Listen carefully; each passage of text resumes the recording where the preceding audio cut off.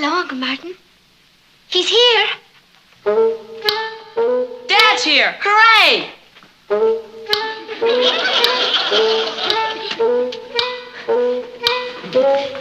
Hi, Papa. You're here. Yes, that seems to be the general consensus. I feel like I've walked into the middle of a reception committee for the Beatles. Now, what's going on? We couldn't wait for you to get home. Patty got an invitation to a school dance on the 25th. Well, congratulations. It's formal. I see. That means you need a new dress. How do the fathers get along who aren't multimillionaires like me? You wanted to look beautiful, don't you? Well, of course I want her to look beautiful, but every time I turn around, we're buying her a new dress. This is a very special dance, Uncle Martin. Name one that isn't, Kath. Papa, do you remember you once told me that you always wanted us to be able to really communicate? And if I ever wanted something badly and you turned me down, that I should say to you, it's important to me? Yes? It's important to me. Okay, honey, you got it. Thanks, Papa. Now tell me about this great dance. Oh, it's just about the biggest event of the year. You invite your best fella. She'll be staying out real late. And I mean real late. Oh, how late? Oh, maybe till 1 or 2 in the morning. 1 or 2 in the morning?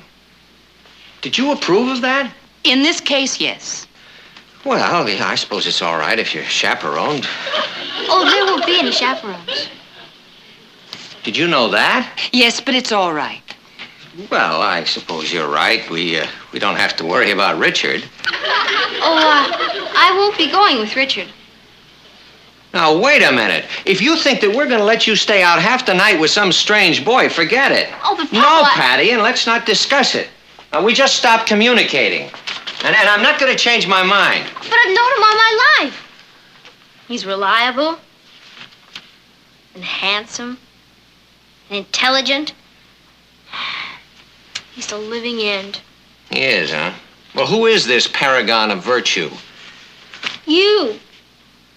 It's the father-daughter dance.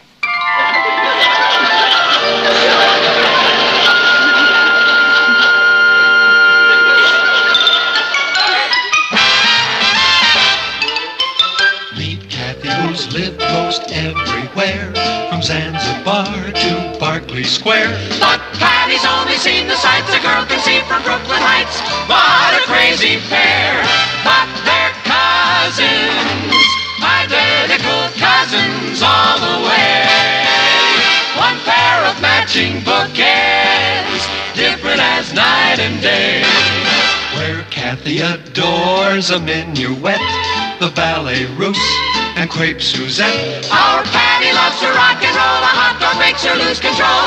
What a wild duet, still they're cousins, identical cousins, and you find they laugh alike, they walk alike, at times they even talk alike. You can lose your mind when cousins are two of a kind.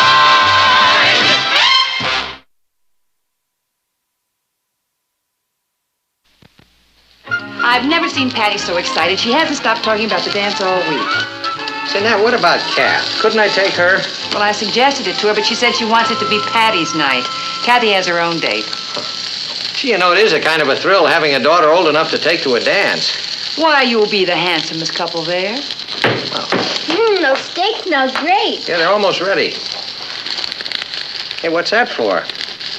I'm just proud of you, You mean because I make such great steaks?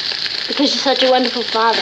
Uh-huh. You know, a lot of fathers in the class aren't even coming to the dance. Why not?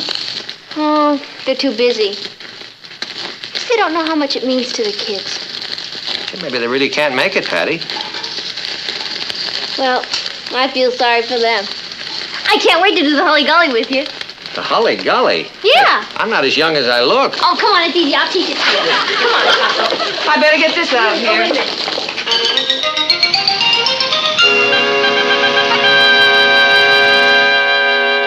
Got a minute, Martin? Oh, come on in, Henry. I want to talk to you about the Publishers Convention in Chicago Friday. How long will you be gone? I won't.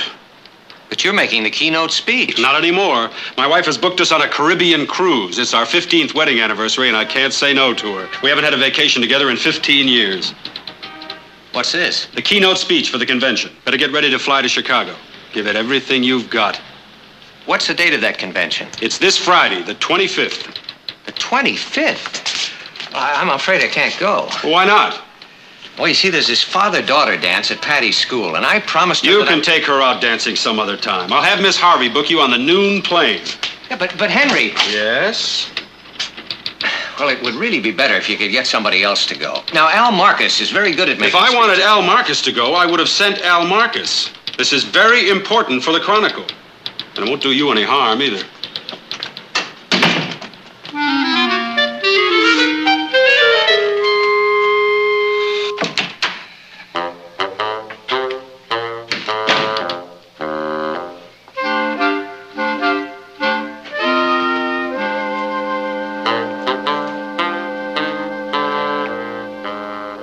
Patty's going to look so beautiful. I'm sure she will.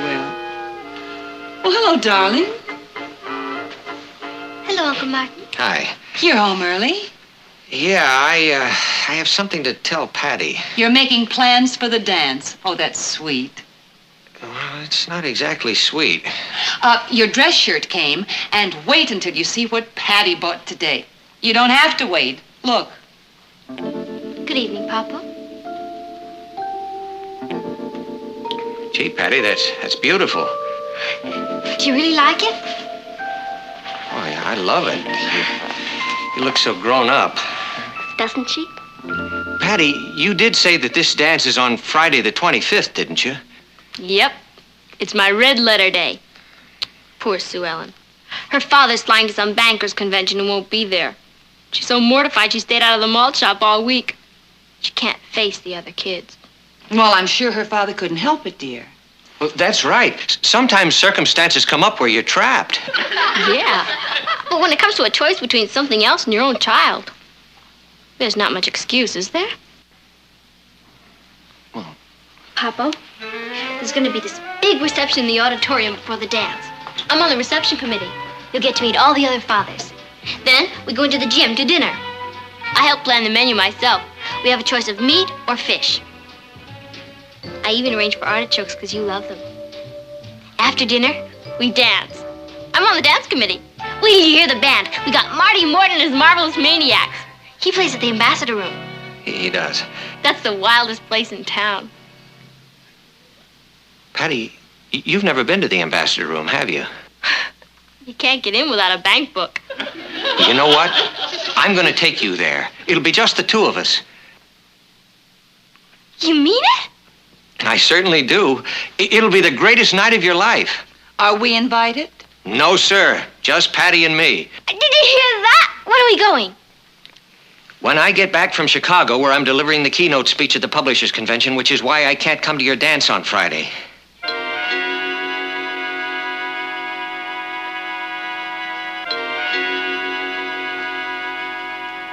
Oh, Martin. You see, it just came up this afternoon, and I tried to talk Anderson out of it, but I couldn't. Now, don't worry, Patty. I'll make it up to you. We'll go to the Ambassador Room, and we'll dance. I don't want to go to the Ambassador Room. Well, please understand, honey. I do understand. Excuse me. I'll go talk to her. Oh, Martin. Well, I hated to do that to her, but I can't help it. Well, this dance is such a big thing to her. Well, the trip is a pretty big thing, too. I mean, actually, it's quite an honor having Anderson ask me to take his place. Congratulations. Boy, I wish everybody would stop treating my work as though it were some kind of a hobby. It does pay our bills, and I can't jeopardize my job to go to a dance. Of course not. Excuse me.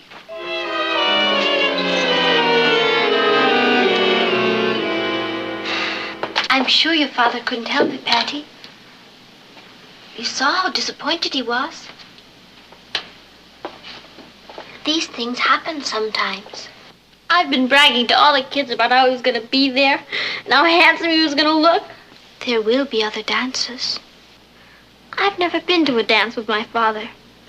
You don't know how much it meant to me. didn't mean a thing to him. Of course it did. Has he ever broken a promise to you before? No. No, he hasn't. You know something, Kat? Papa's never broken a promise to me before in his life. Do you know what that means? What? He's gonna take me to that dance. Patty, he just told you why he can't. You're the one who's always talking about the power of positive thinking. Yes, but do you remember when your father promised you he'd come over here from Europe to visit with you for Christmas? And everybody said he couldn't get here? But you knew he would? Yes. You never gave up. You believed in it, and it happened. Patty, all it takes is a little faith. If I can't have faith in my own father, who can I have faith in? I've got to go apologize to Papa. Good luck.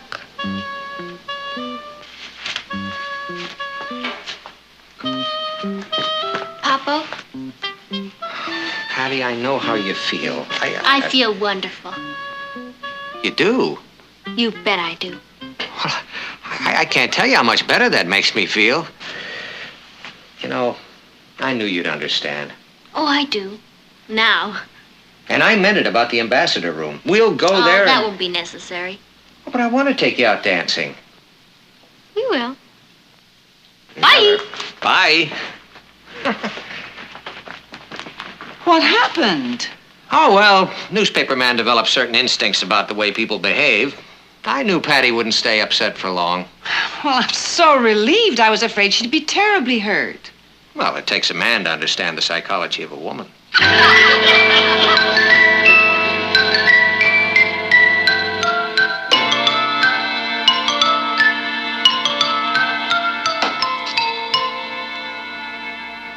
Bullseye! That's another game. That's $10,000 you owe me. Try for double or nothing. Are you sure you're not using a crooked dartboard?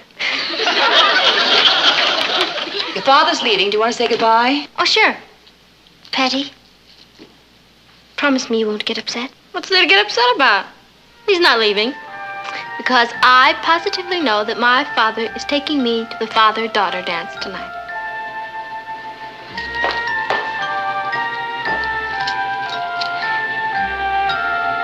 You will take care of yourself, won't you? Now, don't worry. And I'll phone you from Chicago. Well, I'm on my way, Patty. Are you? Maybe you could join Kathy on her date tonight. Oh, that won't be necessary. Well, the next father-daughter dance, I'll be there. I know you will. Well, I mustn't keep the plane waiting. I'll see you on Monday. Bye. Bye. Bye, Martin. Patty, I am really very proud of you. You behaved like a very understanding adult. Let's face it, I'm not a kid anymore. Well, I've got to get back upstairs. I'm $10,000 ahead. Meat, vegetables, fruit, juice, milk, eggs, and popcorn. Isn't Patty coming down? Yes, she's getting dressed. Why does it take girls so long to get dressed? Boy, when I'm grown up, I'm going to give my date 3 minutes, and if she's not ready, I just go on alone. You'd better plan on going a lot of places alone. Did she make a date with Richard for this evening? No. She said she already had a date. With whom? Her father. Do I look all right? Well, you look lovely, darling, but where are you going? To the father-daughter dance. Hello? Oh, hello, Martin. Yes, she's right here. It's your father. I told you. He's phoning from Chicago.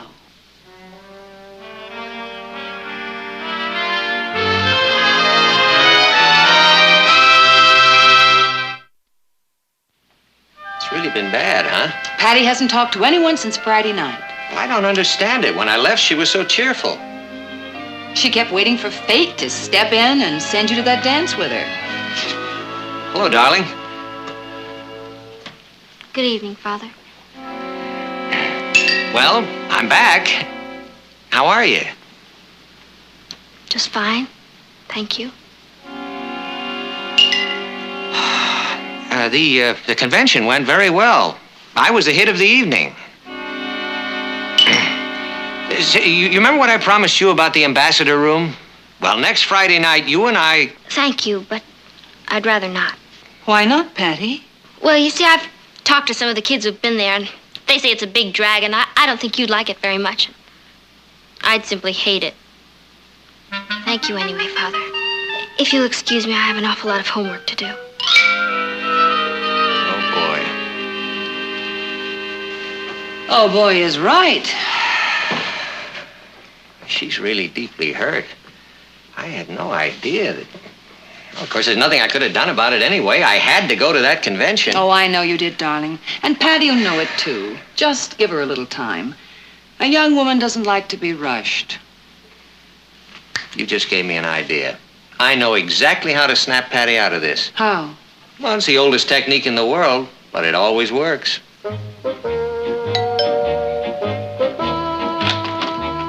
Flowers for Miss Patty Lane. Oh, I'll take them for her. Thank you.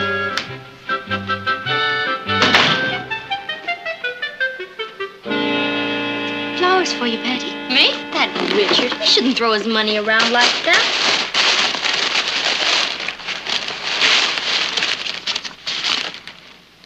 Are they from Richard? No. To Patty, the most understanding daughter in the world. Love, Papa.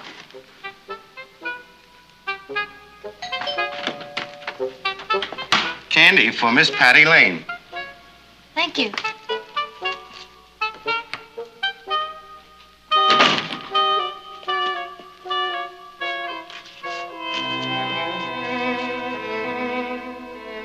To sweeten up your day.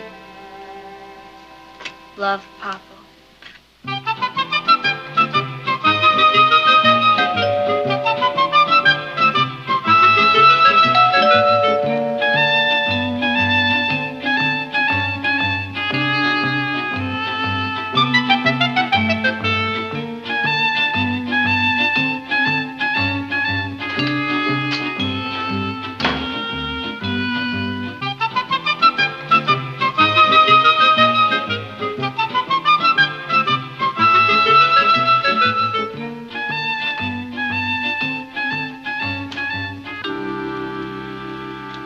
Package for Miss Patty Lane. Thank you, Father.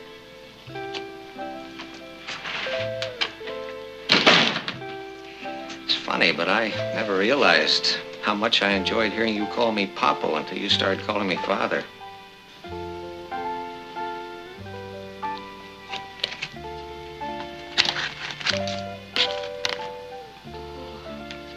Beautiful. Why don't you read the card?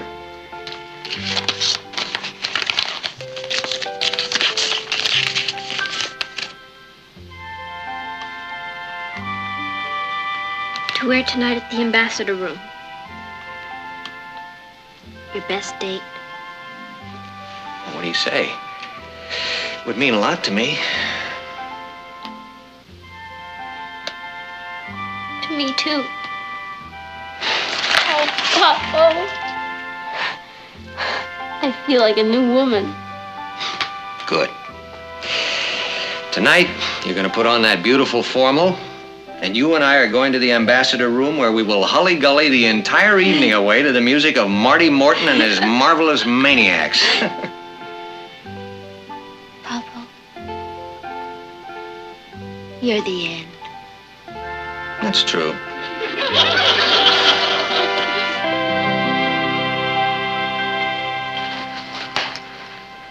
You know something? This is the third time I've put this dress on and I haven't worn it anyplace yet. They say the third time's the charm. Everybody at school's just drooling. Imagine having a ringside table at the ambassador room. How the kids at school know about it? Patty's been on the phone for the last 5 hours. All the kids who were making snide remarks because Daddy didn't go to the school dance are choking on their words. They've only read about the ambassador room. I'm going there. I can just see the maitre d'. Oh, good evening, mademoiselle. Monsieur, have you a reservation? No? Oh, I'm so sorry. Ah. Maman, mademoiselle, are you not Miss Patty Lane? I saw you play Cleopatra at the Brooklyn Heights High School. It was nothing. Ah, you were magnifique. Oh, this is a very great honor. Allow me to give you and your escort a ringside table. Mama, this is the happiest night of my life. I'm sorry I acted like such a baby. I should have known Papa would make it up to me. This is 100 times better than any old school dance. Where's Papa? I think he's getting dressed. Oh, I guess I'm ready. I better go get him. Thanks. Bye, Kath. I'm glad everything turned out so well. So am I, but I wouldn't want to go through it again. Neither would I. How long ago did it start? Was there any official word from the truce team? Uh-huh. All right. Now, I want you to find out when the shooting started and who started it. The whole works. And try to keep a line open to Kurdistan, at least until they overrun the telephone office there. And have Howard dig up all the background information in our files. Also, I want you to find out whether the rebels have captured the general and whether the government buildings have been taken over yet. And tell Otto to get set to run an extra, and I'll be down there in about 15 minutes. Oh, yeah, I want a full-page spread, plenty of pictures. I think if we move fast, we can get on the street before the Record does. Now, I'm counting on you to handle everything until I get there. Right. Oh, and would you see if you can round up some of the day crew and have them stand by? All right, fine. Thanks, Pete. Papa. Patty.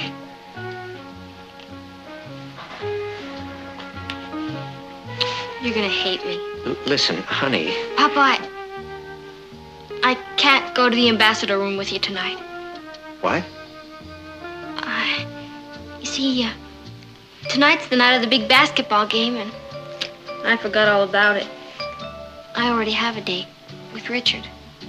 You have a date. Please don't be too unhappy. Maybe we can go to the ambassador room another night. I just can't break my date with Richard.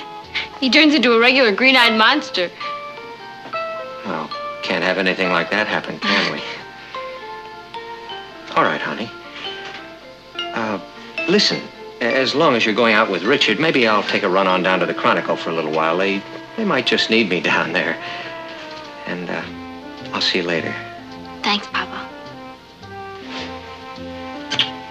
Bye. Bye.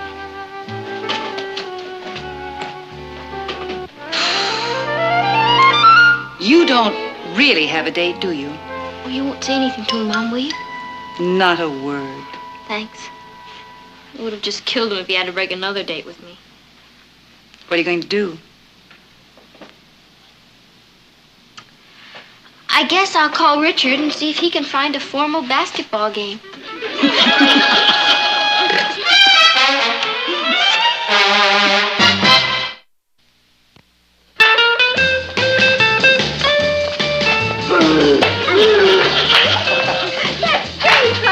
Oh, thanks, honey. Listen, I better check the stakes. Say, how was that basketball game last night? Wonderful. Yes, it was a very exciting game. Who won? Brooklyn Heights High. It was a tie. I liked your story in the Chronicle, Martin. Oh, yeah, I wouldn't be surprised if we picked up a Pulitzer Prize for that. Wouldn't that be exciting? Yeah, that'd be great. I'll say, where'll we put it? I think maybe we just give it to Patty. Do you mean you knew about last night? I told you a newspaper man has pretty good instincts about people. Honey, I have a great idea.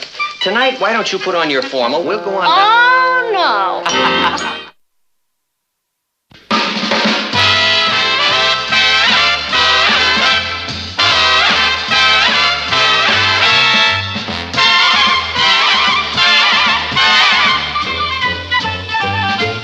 Here's Kathy, who's lived most everywhere, from Zanzibar to Berkeley Square. But Patty's only seen the sights a girl can see from Brooklyn Heights. What a crazy pair, but they're cousins, identical cousins, and you'll find they laugh alike, they walk alike, at times they even talk alike. You can lose your mind when cousins are two of a kind. Everything comes downstairs, but nothing goes back up. Why am I stuck with it? Ross, you have got to learn to take things back up to your room, dear. You make us all look like messy livers. Messy livers. Sounds like a new dish. Okay, but what about Patty? She's the real living room litter. Oh, I'm ready to pull her over to the curb the minute she comes down the stairs. Is this enough? I'll need an escort to get me back to my home field. Kathy, I ran into one of your school teachers today, Miss McClintock. Huh? And she tells me she thinks you ought to be voted Student of the Year. And she thinks you will. That'd be wonderful. Well, you deserve it. Thank you, Aunt Natalie. We're all very proud of you. I'm not. Now, what's that supposed to mean? She's setting a bad family example. Now I'll be expected to be Student of the Year. You make it tough on a poor little kid who just wants to remain a normal adult. Come on, Ross. I'll be your fighter escort and get you back home. Hi, what a short Santa Claus. Laugh all you can. You're next. Oh, Patty. Yeah? Oh, Mama, I can't take them up now. Richard is coming to pick me up. You know, you're improving, Patty. I am? You're thinking up excuses before I ask you to do something. Oh. Here, this just sort of floated down from your room. Oh, Mom, Richard really is coming to pick me up. I called first. You see? Honey, at least you can take the sun lamp up now. Oh, Mama, I like it there. You see, I use it to dry my hair while I'm on the telephone. And besides, it looks very nice there, like a regular lamp. If this were a barber shop, it might look like a regular lamp. Oh, honey, you can take these things up while you're standing here arguing about it. Mama, please, I have got to get to the shake shop to study. At the shake shop. Yeah, Rich and I always study at the shake shop. You wouldn't want me to flunk shake shop, would you?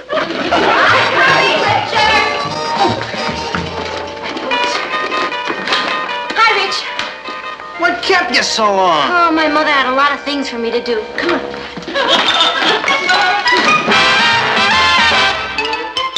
Meet Kathy, who's lived most everywhere, from Zanzibar to Berkeley Square. But Patty's only seen the sights a girl can see from Brooklyn Heights. What a crazy pair, but they're cousins, identical cousins all the way. One pair of matching bookends, different as night and day. Where Kathy adores a minuet, the ballet russe, and crepe Suzette. Our Patty loves to rock and roll, a hot dog makes her lose control. What a wild duet, still they're cousins, identical cousins, and you find they laugh alike, they walk alike, at times they even talk alike. You can lose your mind when cousins are two of a kind.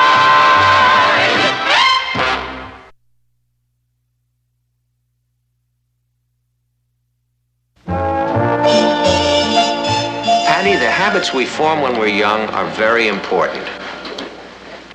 You know something? I can't figure out how my case got to the Supreme Court so fast. I didn't even know I was on trial. You're not on trial, darling. It's just that whenever your mother and I ask you to do something, we get evasion instead of action. We're wondering if it's the same at school. Hey, I feel like I picked up the plague. Well, you have. The put it off plague. Happily, there's a simple solution. Tell me I'm simple. I wish I'd said that. All right. You take that same wonderfully wild energy that you spend evading things and you redirect it to doing things. Let me give you an example. There's a copy boy down at the paper who's on his way up. You know why? Because every time someone asks him to do something, he says, can do. No problem, no sweat. Now that boy is going places. You get what I mean? Yeah. You'd rather have a can-do copy boy than a no-can-do daughter. Patty, think about this. The point is, Patty, that the boy's attitude is refreshing and inspiring to everyone. Now, instead of taking a negative attitude, the secret is to say yes to life. You see? Without even realizing it, your cousin Kathy does. What do I do, Aunt Natalie? say yes to life. I do? Yeah, without even realizing it. You're serious, aren't you, Papa? You bet I am. Okay. Instant transformation. Can do, Patty. Good for you, darling. Now then, since this has turned into a family meeting... What meeting? The one you're in. Go ahead. My women's club meets here Thursday, and I would like some help making the coffee cake. Can do. Good meeting. It's not over. And I would appreciate some help polishing the silver. No problem. Great meeting. And the patio needs attention. Ross, I said the patio needs attention. No sweat. Oh, Patty, it's all right if the copy boy uses that expression, but, Oh, okay, Papa. No perspiration. Laugh it up, Kathy. We're off the hook. Oh, you know something? I feel better already.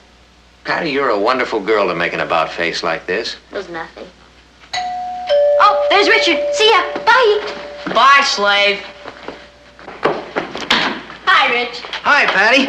You ready to heel and toe it to the water hole? Yeah. I presume that means you're walking to the shake shop. Oh, hi, Mr. Lane. It must be great to have a father who speaks English. Yeah. Richard, you know, you often remind me of a young Great Dane, but just what are you doing? Well, I have to decide what to order Patty at the shake shop. I don't understand. Well, haven't you noticed? Your daughter's been wearing fruit-flavored perfume. Fruit-flavored perfume? It's the latest thing, Papa. It wouldn't do to order a cherry picker free flight flip if she's wearing wild grape. Oh, no, of course not. And the scents would definitely clash. So I have to determine here. Because the shake shop, everything smells the same. Orange. Tangerine. Can't you take her word for it? Sure. But it wouldn't be as much fun. Good night, Richard. Teenagers. I wish I'd been one. Well, there's no denying you came to the right person for help. Oh? Yeah, our daughter's all straightened out. She's volunteered to help you with the cake, polish the silver, manicure the patio. She certainly did. Yes, indeed. And left without doing anything.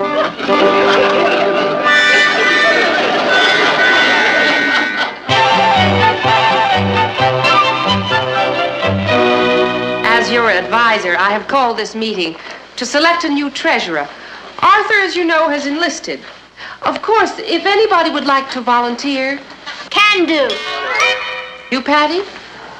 You really want to volunteer for this job? No problem. Well, unfortunately, Arthur was a little bit behind in his dues collections and postings, billings, banking.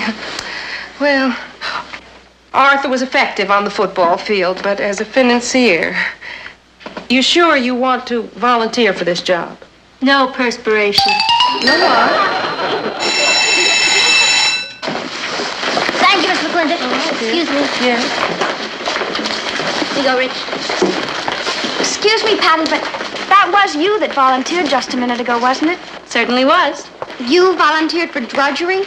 That's right. The secret is to say yes to life, Alice. Do it sometime. Makes you feel good inside. Come on, Rich.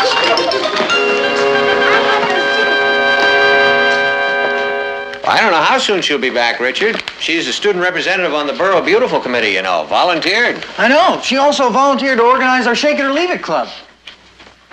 Shake It or Leave It Club? I'm afraid to ask what that is. Well, it's a dance club, Mr. Lane. We're going to hold our meetings at the shake shop. Hello, Richard. Where's Patty? My club women will be here Thursday. The coffee cake isn't made. The silverware hasn't been polished, and the weeds in the patio are feeling very secure. Well, she's probably pacing herself.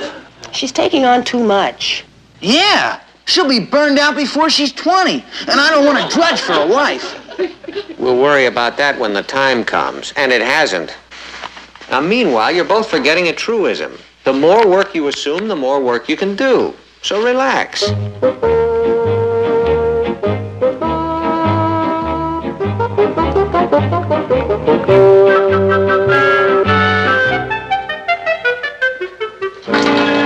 If this is tiring you, Richard. Oh, it isn't that, Mrs. Lane. It's that I haven't had much sleep lately. Those committees are killing me. Committees? Yeah. Patty sets it up, and I carry out the work. I must have been up to 11 o'clock last night ringing doorbells. Was she ringing doorbells? No, she's too busy. Busy doing what? Well, you know, being the brains. That shouldn't take her too long. Where is everybody? Hello? I'm home. Hey, look at all of you. Hello, darling. Home is where the weeds are growing. Well, why don't you relax with us, Mr. Lane? Relax. This has to be against the child labor law. Ask your sister. I think she volunteered to write the original law. So where is she? Search me. Is there a neighborhood volunteer fire department? She may have joined that. Don't forget this. Well, now, just a minute. You should not be doing Patty's work for her. Can anybody around here say no? It's pretty hard to say no to her, Mr. Lane. You know how Patty is when she flies. She's marching along, conquering the world like Alexander the Great. And it's up to us peasants to execute for the great executor. Well, let's all remember an old truism. The more work you assume, the more work you can do. Look, Natalie, do you think it's a good idea for me to bend over weeding like that? I mean, my sacroiliac might pop. Oh, I don't think it'll pop. Think positive. You know, can do. Well, Patty's really doing a great job. We mustn't discourage her. I mean, we wouldn't want to break her spirit now that she's learning how to assume obligations. Would we?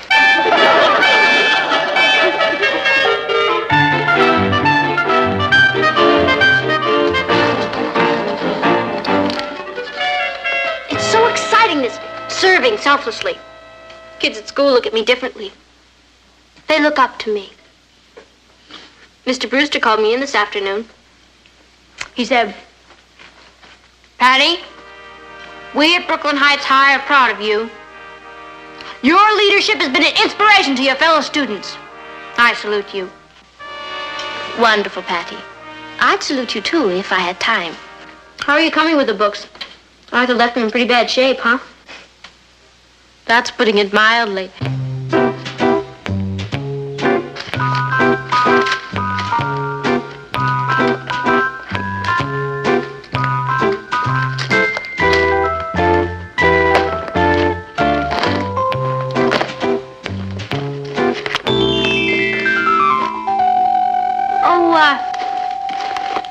Mr. Brewster also said, Patty, you keep going at this rate, and you could be the first woman president of the United States. I believe it, especially if they change the voting procedure so you can just volunteer. President Patty Lane. Maybe I should make it Patricia. Patty's a little informal. Anything you say, Madam President. President Patricia Lane. PL tells the nation. PL calls a conference of the United Planets. PL saves the universe. You are the most modest president the colonies have ever had. I'll never change, Kath. I'll never forget you, my dear, devoted cousin. I'll make you Secretary of the Treasury. Thank you, no. Secretary of Labor? That's a little more like it. And Richard? Richard. Dear, devoted Richard. First Lady? Kathy, I love you. You know something? I must love you, too. You know, Kath, it's really nice having you studying down here with us. Thank you. It gets kind of lonely up in our room with Patty gone all the time. I hear when she runs out of local projects, she's going to call a meeting on the moon. They'll elect her Miss Looney. She's wonderful. Hi, group. Just thought I'd drop by on my way to another meeting. When are you here? You're president of the Musicians Union. No. We just came from the Shake Shop, and there's a campaign to vote me Student of the Year tomorrow. Student of the Year? Hey, Natalie, did you hear that? Oh, yes. Yes, I did. It's like a regular ground surge. The kids think Patty's the most. Can do this, can do that. I don't think there's anything they think she can. Mr. Lane, aren't you feeling well? Oh, sure. I stand up fine, see? Congratulations, Patty. Thanks, Papa. Oh. You've opened up a whole rich new life for me. A life of milling masses, stumbling aimlessly, looking for a leader. Well, off to the cheerleaders awards meeting. You leaving so soon? I thought maybe you'd stay long enough to meet the family. Well, we who have so much to give must put aside our personal life and give. What do you know? Student of the Year. Isn't that wonderful? I think I'll take a walk to the library. There's a book I need. Excuse me. What did I say?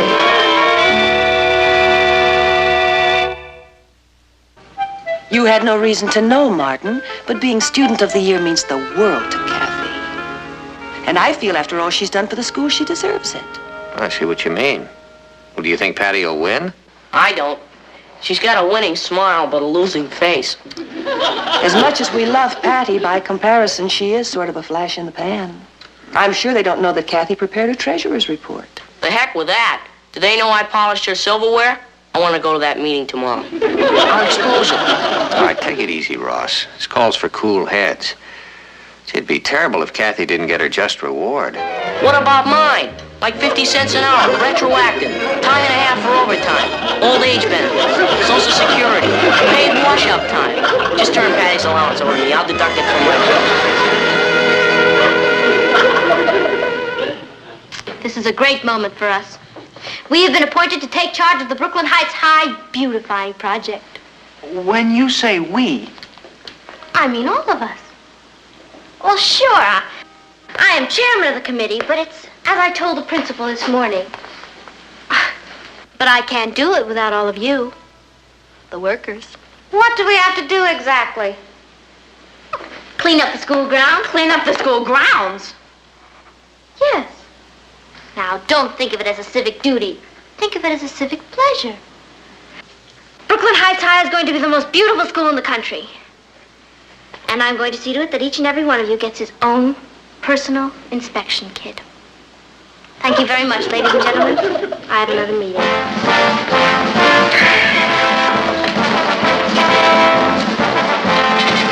Patty, I don't know where you get the energy to do all this. You know something, Richard? Sometimes I surprise myself. Oh. Congratulations! We have been selected to make Christmas presents for the juvenile delinquents at Danville Reformatory. Who selected us? I did. Oh, come on, that's a big opportunity for us.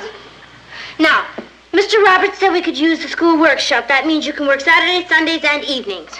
Oh. Now, where is your school spirit? Up to it!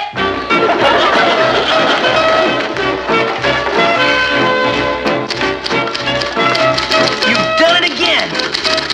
We've done it again. I have some wonderful news for us. Excuse me. Pardon me. Excuse me. Thank you. We have just been appointed to march with the volunteer fire department of Brooklyn Heights in a Columbus Day parade.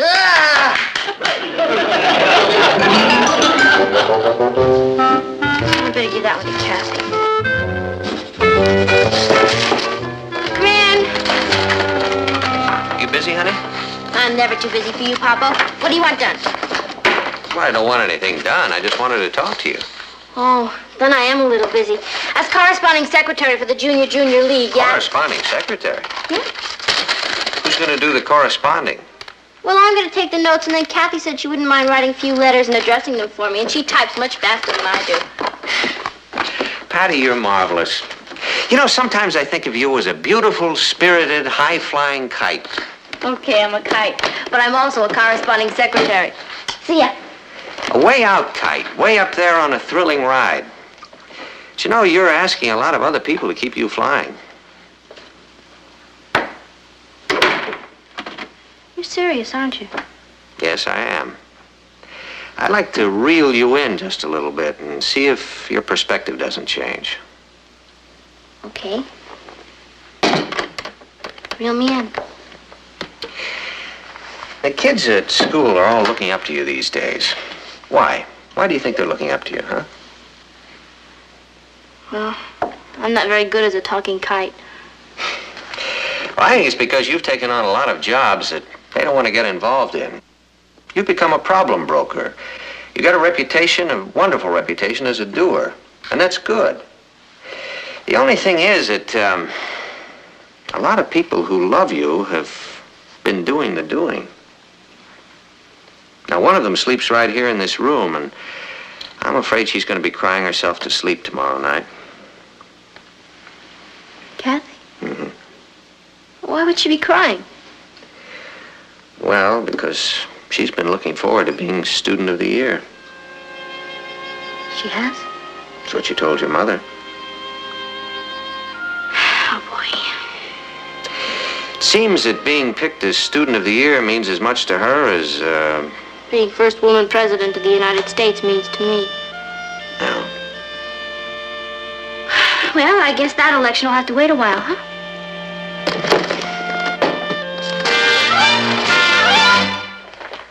Congratulations, Patty. Oh, thanks a lot. What for? I hear you're a cinch to be Student of the Year. Hi, Patty. How's it feel to be Student of the Year? Richard, they haven't even voted yet. Oh, I keep my ear to the ground. You're a cinch. Come on, they're starting the vote. We want to cast our ballots, don't we? Yes, we certainly do.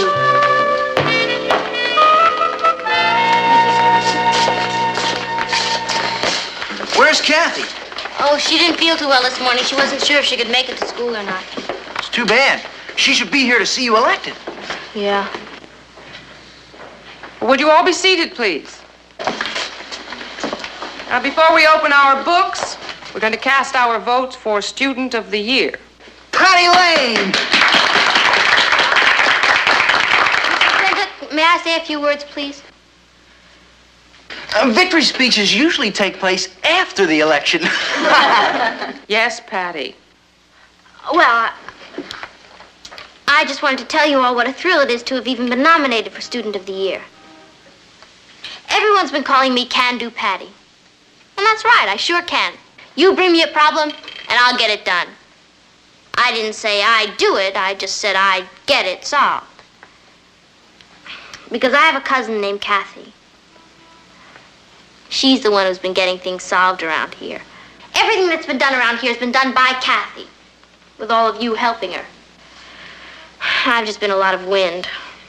Oh, sure, it takes wind to make the windmill go round, but it's the windmill that does the work. Good morning, Kathy. Oh, good morning, Mr. Murchison. Aren't you late for class? Well, they're having the voting for the Student of the Year. Well, go on in. And I thought I'd wait until it was... Go on. Yes, sir. Thank you. So I think that that's the kind of person you want to vote for. Someone who's not afraid to tackle anything. Someone who's not afraid of a little work. Someone who gets the job done. I move that this class choose her by unanimous acclamation.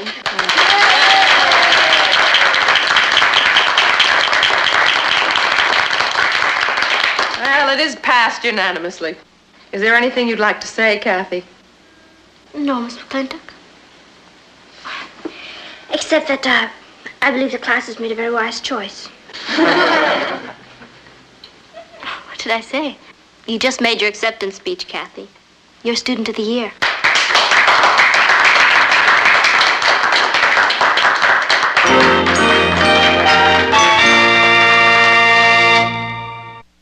Hi, Richard. I guess you heard the news. Yeah, Kathy told us. I wish you would have heard Patty. You sure would have been proud of her. I've always been proud of her, Richard. She just had that class in the palm of her hand. I wish she'd occupy the palms of her hands with something a little more practical, like the dishes, for instance. There must be 1,000 of them out there. Well, wouldn't your club women volunteer? Well, they aren't expected to. Well, where's Patty? We gotta make the scene at the Waterhole. We're having a meeting of the Shake It or Leave It Club. I wish I could join you. Actually, I haven't seen her for the last hour or so. Good heavens! What now?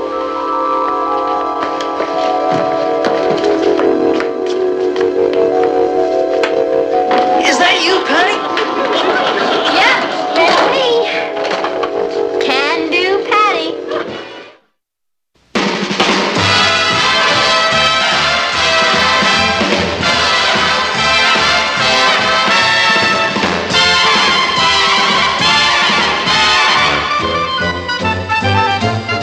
Here's Kathy, who's lived most everywhere, from Zanzibar to Berkeley Square. But Patty's only seen the sights a girl can see from Brooklyn Heights. What a crazy pair, but they're cousins, identical cousins, and you'll find they laugh alike, they walk alike, at times they even talk alike. You can lose your mind when cousins are In the shape shop. I was sitting at this very table, sharing a banana dream with Richard. And suddenly I looked up, and there he was in the phone booth. Who introduced you? Well, nobody yet. Then how do you know his name? Well, while he was in the phone booth, I happened to take a look at his briefcase. He was just transferred here from a very chic boarding school in Connecticut. How did you know that? I happened to be passing by the registrar's office this morning, and I looked up his school file. Patty, don't you think that's being a bit nosy? Kathy, when the most divine man who ever lived pops into your life, you don't just sit around. You go. Couldn't you go a little more slowly? He was born in Boston, and his folks are terribly blue blood. That was in his school file? No, that was in the social register. Kathy, you've got everything. What about Richard? Richard? Richard's very sweet, and I really like him. But when you meet someone like Woodrow Warwick Caldwell,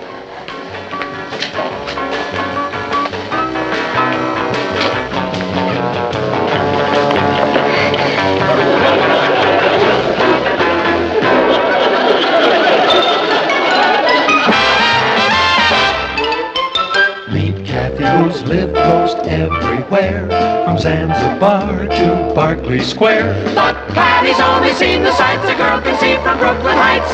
What a crazy pair, but they're cousins, identical cousins all the way. One pair of matching bookends, different as night and day. Where Kathy adores a minuet, the ballet russe, and crepe Suzette. Our Patty loves to rock and roll, a hot dog makes her lose control.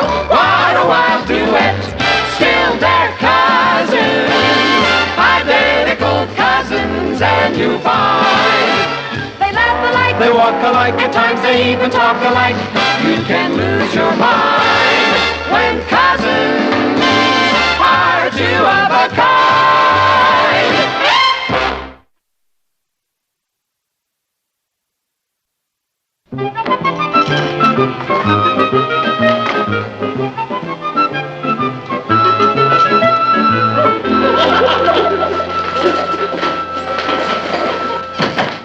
Hello there. They said the feature editor of the Bugle wanted to do a story on me. I'm Woody Caldwell. yes, you certainly are. Hi, I'm Patty Lane, feature editor. Where shall we start? Well, why don't you tell me all about yourself? Well, I was born in Boston. How did you know? Oh, I just took a lucky guess. Oh, well, then I went to day school. Don't you want to take notes? Notes? Oh, no, I have total recall. Like an IBM machine. You're terrific. You're sensational. Do you have any hobbies? Yes, I'm terribly keen on squash.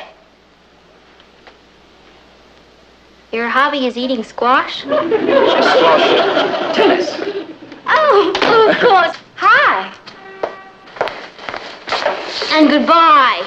Well, hello. I'm Sue Ellen Turner. I'm Woody Caldwell. Isn't that funny? My father told me I'd probably run into you. That's very Your funny. father? Yes, Dad is vice president of the First Mortgage and Trust Bank down in Wall Street. Well, that's where Dad banks. Yes, I know. They're great buddies. My father's managing editor of the New York Daily Chronicle. We must get together soon. Where's it? At the Brooklyn Heights Morgan Savings and Loan Association. I'll call you. Yeah, about this interview. I'm afraid I have to make a class. Oh, Bye. bye. What a charming boy. Well, I saw him first, so forget it. You? Yes? My dear child, There's only one girl in this entire school with the wealth, background, and social position worthy of Woodrow Warren Caldwell III. And you're looking at her.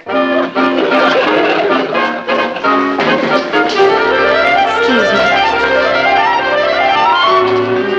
Let me get this straight, Patty. You want me to tell you all about our ancestors, huh? That's right. Who were the Lanes, Papa? What did they do?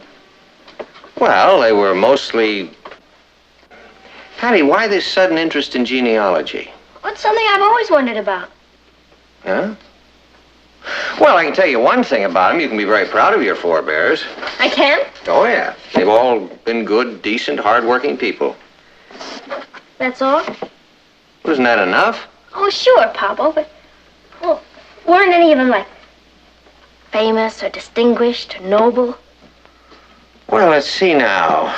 Well, it was old Joshua Lane of Brattleboro. There was? Yeah. He founded the first general store in Vermont. A storekeeper. And then there was Lieutenant Noah Lane, who fought in the Civil War. A war hero? Yeah. He was one of the first Union officers to be captured. Captured? Oh, you mean in a gallant stand against the foe? No, actually, it was in the retreat from the Battle of Bull Run. Martin, you can spare these slacks, can't you? Yeah, I think so. They look like they belong to Ross. Hey, Mama, you're not going to give away my green sweater. Oh, well, you never wear it, dear. I know, but it's my favorite one. Now, Patty, surely you're not going to begrudge an old sweater to the Salvation Army. No, not the Salvation Army. We've a new neighbor who's starting a thrift shop, Mrs. Caldwell. Oh, okay, I guess if it's for charity. Did you say Mrs. Caldwell? That's right. Mrs. Woodrow Warren Caldwell? The second was on the crest on her stationery. Oh, she can have my sweater. She can have everything I've got. Well, that's very generous of you, darling. Martin, can you drop these things off on your way downtown tomorrow? Oh, that's all right, Papa. I'll deliver them to her. Well, thanks. Well, it's the least I can do for the deserving poor. I'll go see if I can round anything else up. Bye. Well, what do you suppose came over her? Mrs. Woodrow Warren Caldwell II, obviously. Who is she? Terribly rich and social, I gather. Yeah, I'll bet.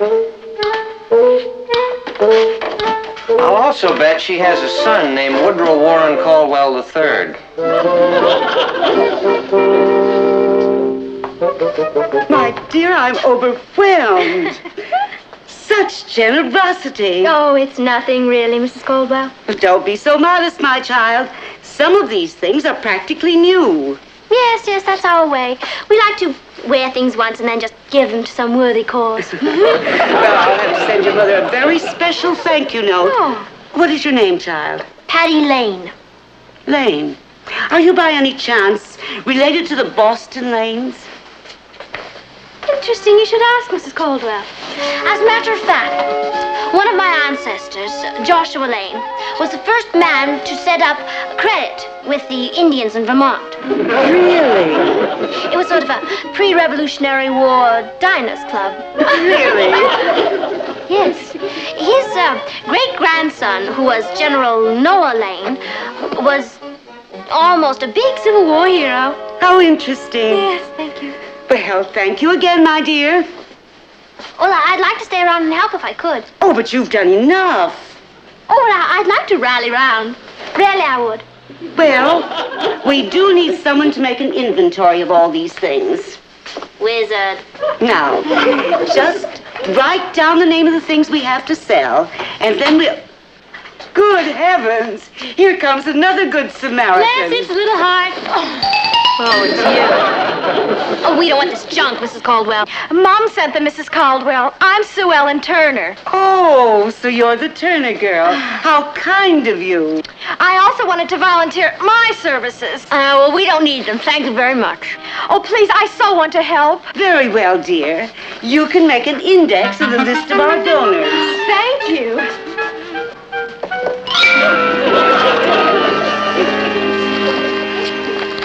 My, what dedication. Social climber. Copycat. Upstart. Phony. Girls, look who dropped by. This is my son, Woodrow. Hi. Woody, would you be a lamb and drive over to Mrs. Montague's? She's donating a lovely old desk. Yes, Mother. Well, it's a little large. I wonder if you can manage it yourself. I'll go. Let me help. That's what I call esprit de corps. Patty. Yes. You better finish the inventory. You go, Sue Ellen. Yes, Mrs. Caldwell. Shall we press on, darling? I'll give you the address.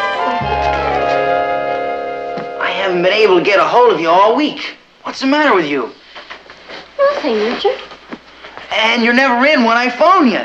And you don't call back. Patty, is there somebody else? Now, whatever gave you a ridiculous idea like that? Of course not. Excuse me. Hello? Hi. Hi. Woody? Who's Woody? Mom wondered if you could come tonight and help address envelopes. Tonight? That's right. To our house? Wizard, Woody. I know, it's that new society boy with all the clothes. Woody Caldwell. Mom says 8-ish. 8-ish? Right-ish. Right. So, there was somebody else. I was right. Yes, Richard, I'm afraid so. But Patty, you're my girl. Till the end of time, you said. And I meant it, Richard. I really meant it. When you meet somebody like Woodrow Warren Caldwell III. Yeah, sure. I know he's got social position and good looks and fancy clothes. And he drives around in a jazzy foreign sports car.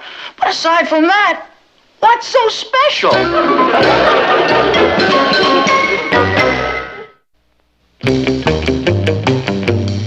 I'm telling you straight, Caldwell. Stay away from my girl.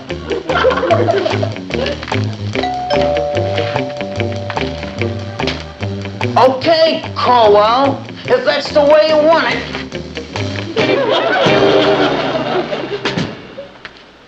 Sorry, old boy, but you asked for it.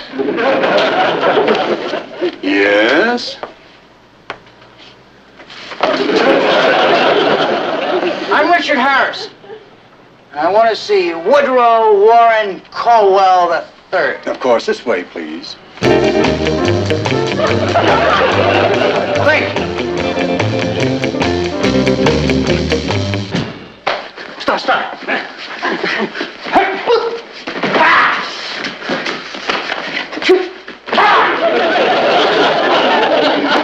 Hi, fella. What can I do for you? My name's Richard Harrison. Yes? And I just wanted to say, welcome to Brooklyn Heights.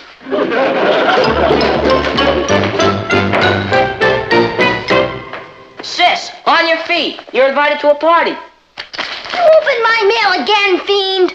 It was dressed for the family from Sue Ellen's folks. Sue Ellen? Mr. and Mrs. George Turner request the pleasure of your company at a fundraising party for the Caldwell Thrift Shop. Oh, that's Sue Ellen. She'll stop at nothing. Patty, what does that mean? Black tie? Black tie. Oh, no. What's the matter? That means it's a formal party and I don't have anything to wear. But I like that blue dress you have. Oh, that old thing. Wait till you see what Sue Ellen turns up in. Are clothes all that important? Well, to Woody they are. You should see how he dresses. There's only one hope. I'll just explain to Papa why he's got to buy me a fabulous new formal.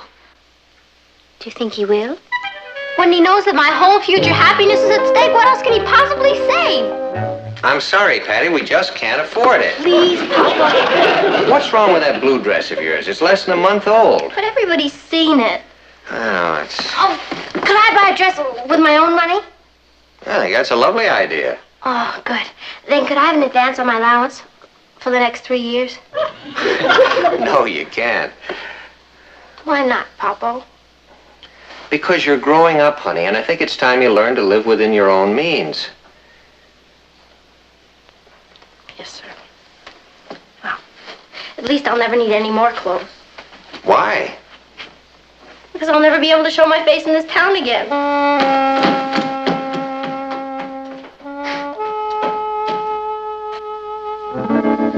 It looks beautiful. It's awful. It's charming. It's a disaster. Now, stop that, Patty. It's a very nice little dress. That's exactly what it is, Mom. Can you imagine what a fabulous creation Sue Ellen's gonna have on? Oh, Mother, it's utter heaven. Patty will sink through the floor. You know, I suppose it's rather silly. But I would much rather that you were wearing this. Oh, Mother, that old thing was my first formal gown. Yes, darling, I know. That's why I'm so very fond of it. Now, I suppose it'll just sit here. Oh, Mom, I know. I'll donate it to the thrift shop. Well, now that's a very good idea. I'll take it over. Who knows? Maybe some poor deserving girl can use it.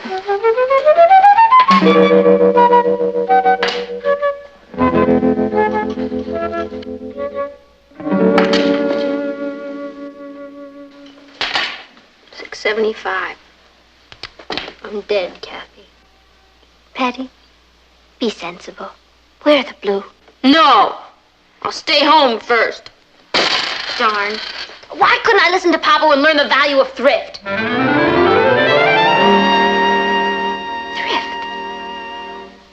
That's it. I'll go to the thrift shop. I'm sure to find a gown there. An evening gown? Well, sure. Mrs. Caldwell's rich friends donate all kinds of things. Come on, Kathy. Stick out some of the money. It's me. It is lovely. You're lucky it came in just a little while ago. Oh? It's just about my size, too. How much is it? How much did you want to spend? $6.75. Very well. It's yours. Oh, Kathy! I can just see the look on Sue Ellen's face when she sees me in that. I'm sorry, it's all in change, but I think it's all there. 75. I'll get that. $1, Kathy. Here. My, you all look so pretty. Thank you. Well, they should. They've been getting dressed since Tuesday. Oh, Miss Sue Ellen. Hi there. Sue Ellen, what a beautiful gown. Oh, thank you. I can't wait to see yours. Oh, yeah, as soon as I fix my hair a little bit. Oh, Patty, the room back there. Thank you. Come on, Kathy. Excuse us.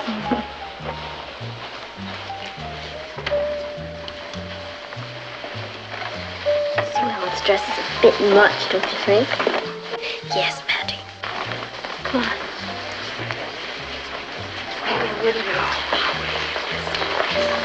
You know, that's typical, though. Just like this picture gallery of her. After all, it is her house. Yeah, but... Kathy!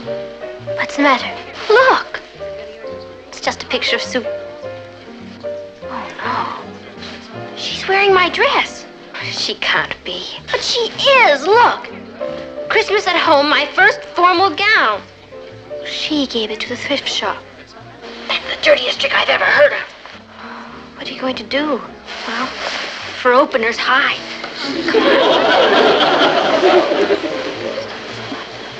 Yes, Patty's been a tower of strength to us in the thrift shop. Where is she? Oh, she's primping, I imagine. She may never show up. Sounds like Woody. He can spend 2 hours picking out the ultimate necktie. Patty, be sensible. You can't stay in here all evening. Why not? Condition red.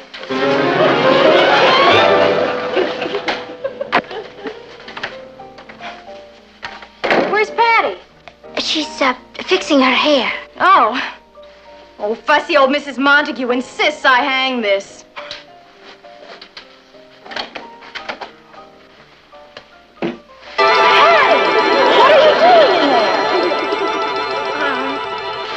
I got lost. Oh, well, let me take your coat. Oh, no, that's all right. I'd like to keep it really still. It's no trouble. What's the matter? Oh, I just got a sudden terrible chill. Patty, what's wrong? Well, nothing, Sue. Everything is absolutely fine. I'll be fine in just a few minutes. Now, why don't you just run along and take care of your guests? And I'm really having a ball, and I'll see you in a little minute. That's Sue Ellen in her first formal gown. charming. A lovely child. And she's so thoughtful. Do you know she just donated that gown to the thrift shop? Isn't that sweet? Patty, that's the coward's way out. Well, what do you think I am? That's nothing. Patty! Swell it. Yes, Kathy, I see what you mean about that dress. Patty! Where did you get that dress? I had a little dressmaker who ran it up for me. Oh, really? Yeah, she does all my things. That just happens to be my old evening gown. That's ridiculous. There's this little old lady Let me who has see a that shop, label. and every time I want I a was nice dress, right. So you went to the thrift shop and bought my old dress. I did not.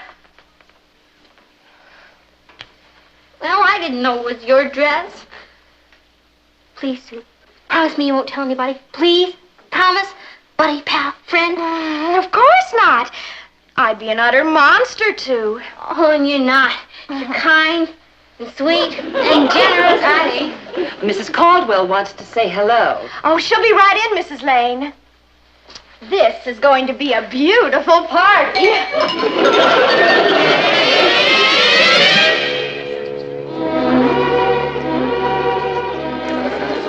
Here's Patty. Well, good evening, dear. Yes, that's one person's opinion. Isn't that a lovely gown, Mrs. Caldwell? Charming.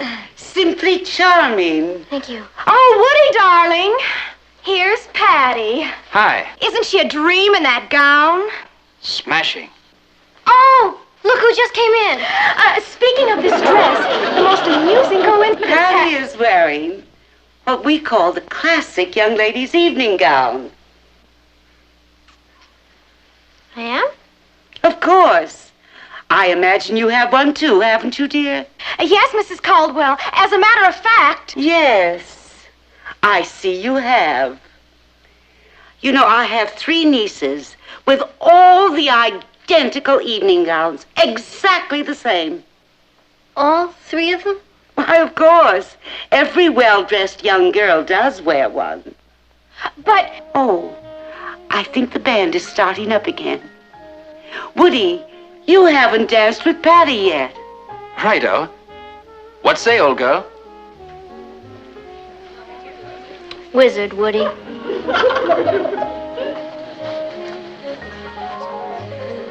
They make a charming couple, don't they? Yes. Don't they?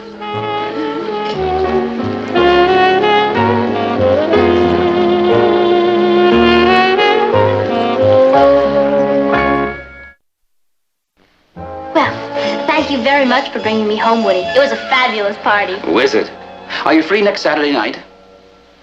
Oh, I suppose I could arrange it. I'm giving a welcome home party. Oh, great. For who? Ella Fortescue. She just returned from Paris. Who is Ella Fortescue? My girl.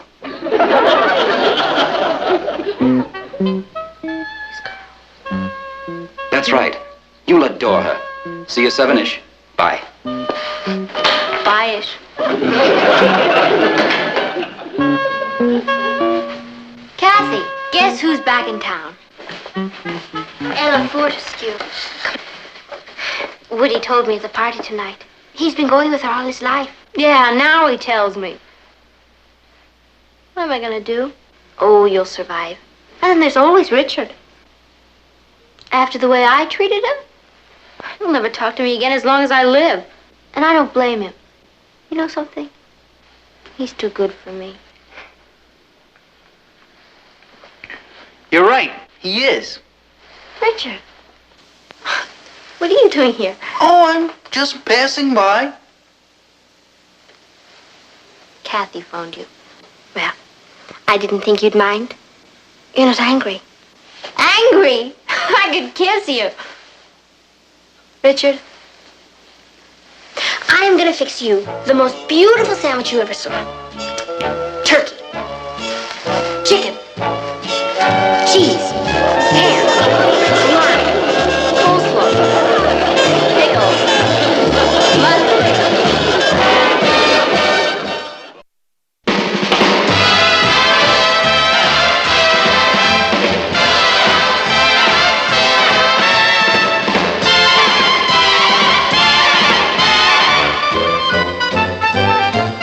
Here's Kathy, who's lived most everywhere, from Zanzibar to Berkeley Square. But Patty's only seen the sights a girl can see from Brooklyn Heights. What a crazy pair, but they're cousins, identical cousins, and you'll find they laugh alike, they walk alike, at times they even talk alike.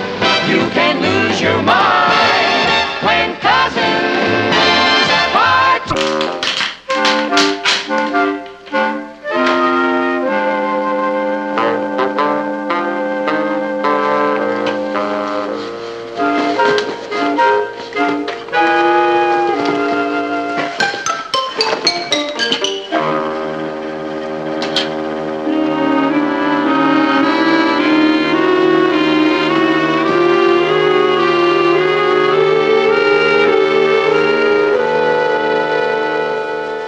Patty? What is the matter with you? Oh. Don't ever sneak up on me like that again. Sneak up on you? Patty, what are you so nervous about? Well, you'd be nervous, too, if you were the only witness to a hit-and-run accident. You saw a hit-and-run accident? When? Just now. I was passing by McDonald's Market, and this big car came crashing around the corner, skidded up on the curb, and then ran into the front of the store window and just kept on going. It was terrible. Did you get a look at the driver's face? Did I? He had a sinister little mustache, and he wore a raincoat and a big floppy gangster hat. And he had his ma with him, a big tough-looking woman. 10 to 1 they were escaping from a big bank robbery. What did the police say? The police? When you reported the accident. Reported it? Kathy, are you out of your mind? Do you want me to wind up in a sack of cement on the bottom of the East River? I'm not going to get involved in this. Patty, you are involved. It's your duty to tell the police what you saw. That's my second duty. My first duty is to stay alive. Look, Kathy, I know how these gangsters operate. The first thing they do is rub out the witness. I'm too young to be rubbed out. All I have to do is keep quiet. Nobody saw me. And if I keep my mouth shut, there's no way they can find out that I saw them. Or that I was even at the scene of the crime.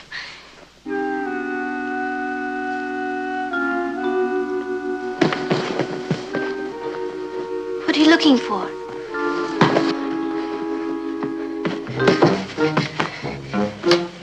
You know that gold bracelet I got for Christmas? The one with my initials on it? Yes.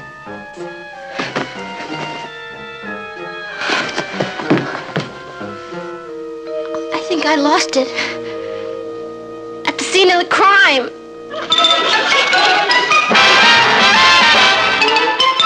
Meet Kathy, who's lived most everywhere, from Zanzibar to Berkeley Square. But Patty's only seen the sights a girl can see from Brooklyn Heights.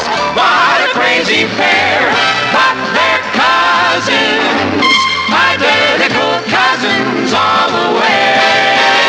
One pair of matching bookends, different as night and day. Where Kathy adores a minuet, the ballet russe, and crepe Suzette. Our Patty loves to rock and roll, a hot dog makes her lose control. What a wild duet, still they're cousins, identical cousins, and you find they laugh alike, they walk alike, at times they even talk alike. You can lose your mind when cousins are two of a kind.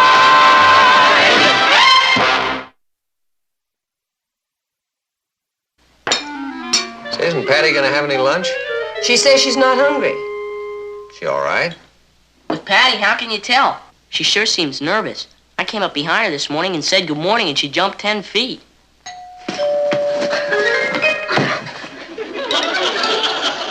Who's that? Well, there's only one way to find out. Right. Open the window and ask them. Patty, will you see who's at the front door, please?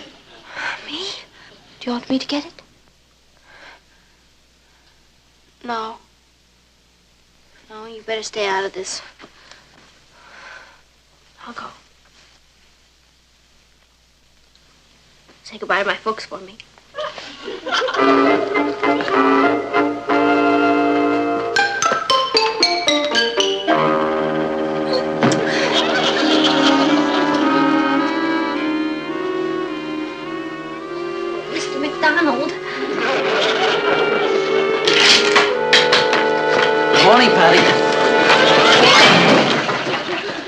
Good morning. I found your bracelet in front of my store, so I thought I'd drop by and return it to you. Not my bracelet. It's got your initials on it. P.L. Well, there are a lot of PLs in the world. It could belong to Prudence Lewis or Paula Lomax or Penelope Lufthaven. I haven't been near...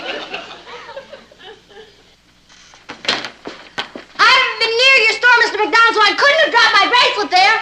Good morning, Mr. McDonald. Oh, good morning, Mrs. Lane. Mr. Lane? Mr. McDonald? Excuse me for barging in like this, but I found this bracelet and I What's thought... Patty's bracelet? What do you know? Oh, where did you find it, Mr. McDonald? In front of my store. Well, it was very nice of you to bring it over here. Oh, yeah. You have no idea what you've done for me. Excuse me. Excuse me.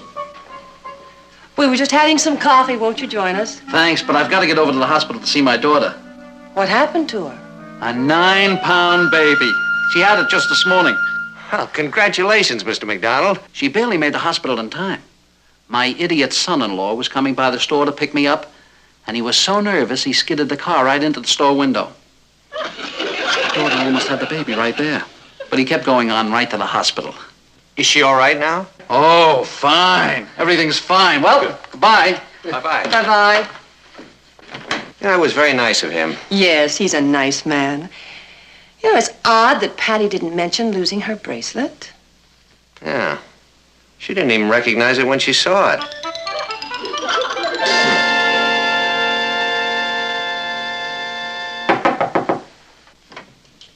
Who is it? Patty. Yeah? Let me hear your voice again. Patty, will you open this door? Just a minute. What do you think you're doing? I'm in hiding. Patty, no one is after you, and no one is trying to hurt you. All you have to do is tell the truth. Look, I've got a great idea. Since you're so brave, why don't you go down and tell them that you're me and you saw the whole thing and you're not...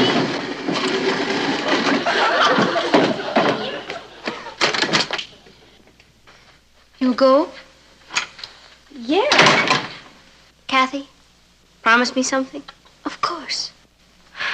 If anything happens to me, marry Richard. I couldn't stand it if Sue Ellen got him. Hattie, nothing is going to happen to you.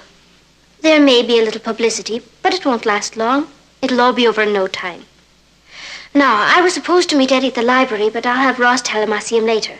Then I'll go with you to find Officer Melnick, and after you've told him what you've seen, then we can meet Eddie and Richard and go to the shake shop, or perhaps go to a movie. Publicity? Well, yes, the papers may pick up the story. You mean like, fearless teenager defies killer? Patty, you don't know that he's a killer. Ha! You didn't see his face, that sneaky little mustache, those black beady eyes. I'll be all over the front pages. I'm a natural-born heroine.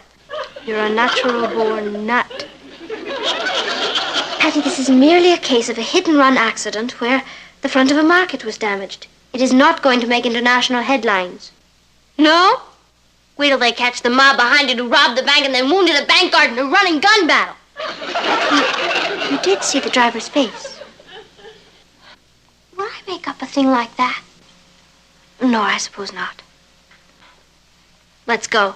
I don't want to miss the late edition.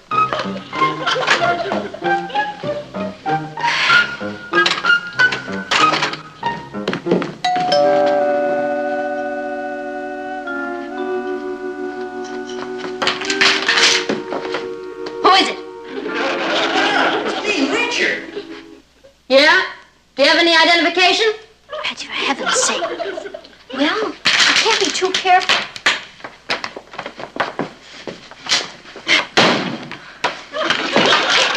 What do I need identification for? Is this some new game? You'll read all about it in the newspapers, Richard. Gee, I wonder if I have time to have my hair done. What for?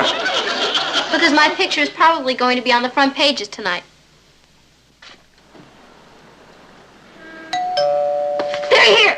They're after me. Tell them I'm not home. I ran away and was killed in a train wreck. There she goes, off into orbit again. What's the matter with her this time? Oh, just a little too much imagination, Richard. Excuse me. Hello. I'm making a survey of the neighborhood. How many teenagers live in this house? Just me. Patty ran away and was killed in a train wreck. Goodbye.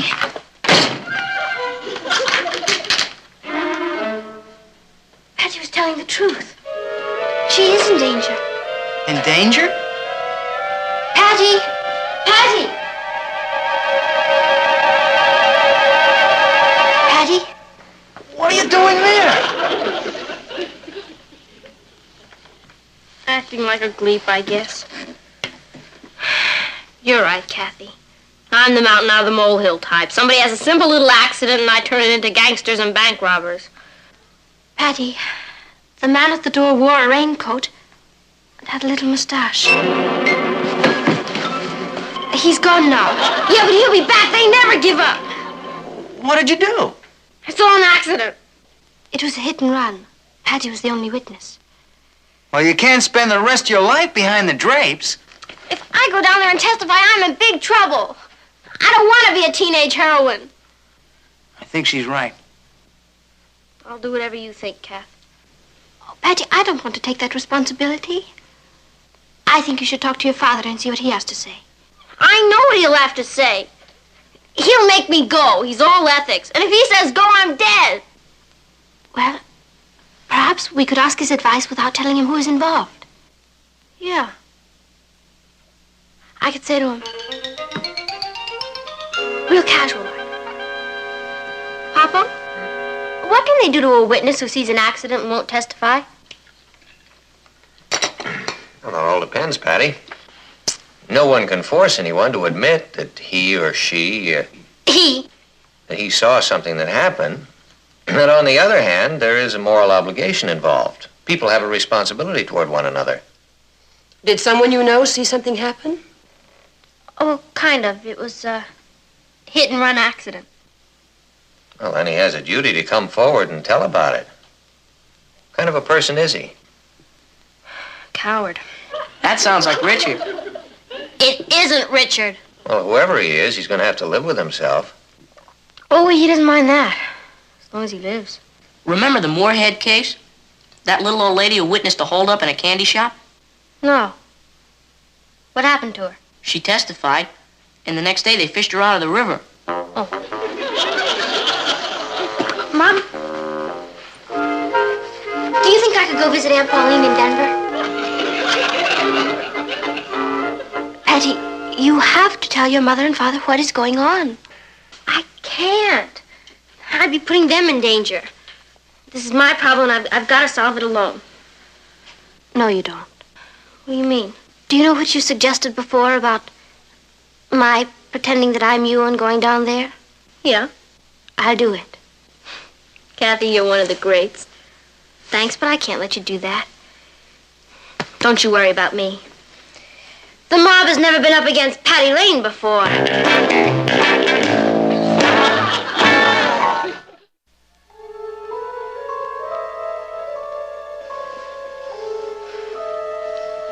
That's him. He did it. That's the man. He did it. Objection, Your Honor. My client, known as the killer, is innocent. I would like to cross-examine the witness. Proceed. Miss Lane, you say that you saw the defendant crash into Mr. McDonald's market and then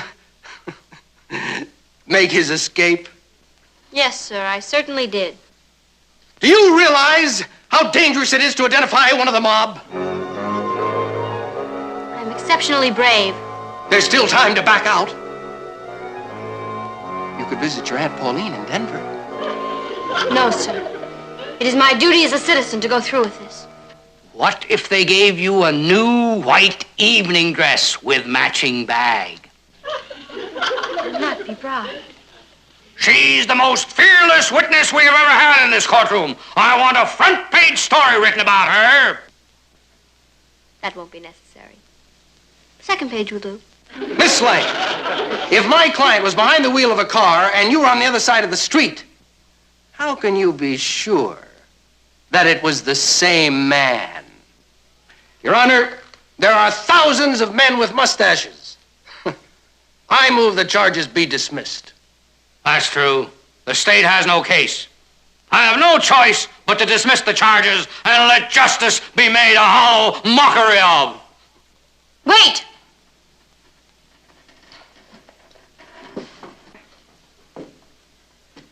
I did not identify the killer by his mustache. How did you identify him?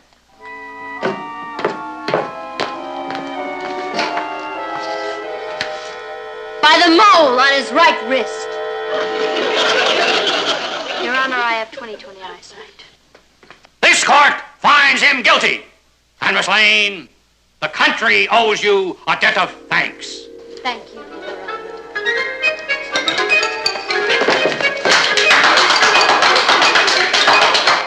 Let this be a lesson to the mob. You? Thank you. Thank you.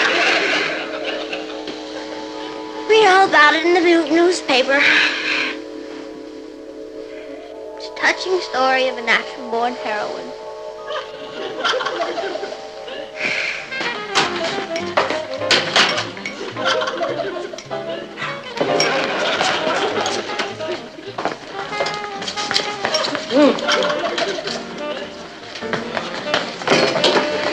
Hi, Patty.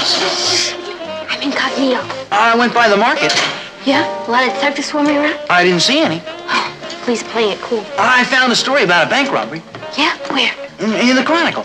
No, where did it happen? On Hastings Street. That's right near the market. I knew it. According to the story, the robber escaped on foot. Where are you going? Home to get under the covers.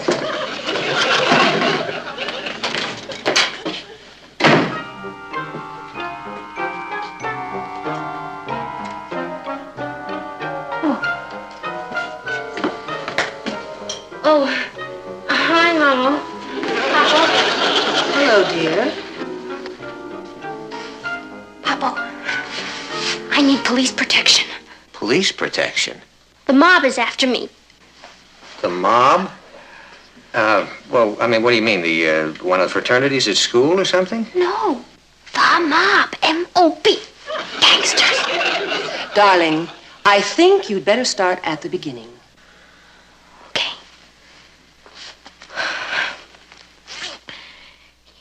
You know that friend I told you about who witnessed the accident? Yeah. That was no friend. That was me. Patty, what was it you saw? The bank robber who crashed into McDonald's market. Patty, what makes you think he was a bank robber? Well, there was a big bank robbery that day, and then this car came crashing around the corner and banged into McDonald's window, and then just took off.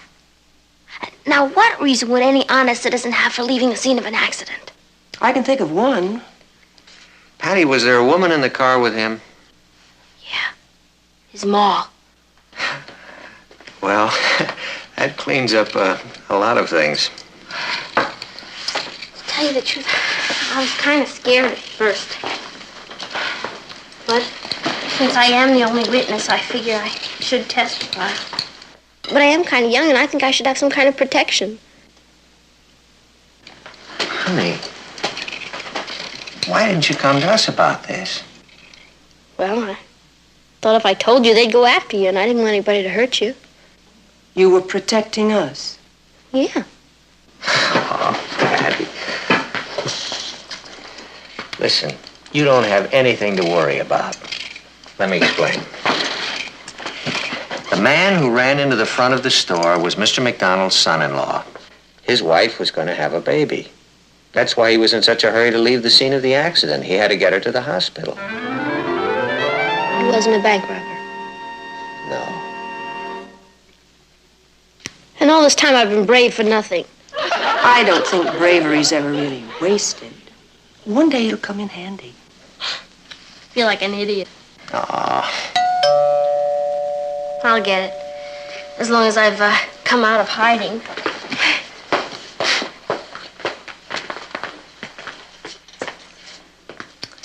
Martin, she was worrying about us. Yeah. You know what I can't get used to about teenagers? Just when you're ready to give up and write them all off, they come up with something so wonderful that it makes you feel about that small. Hi, Rich. Don't stand there in front of the door like that. They might see you. Oh, I'm not afraid of them. You're not?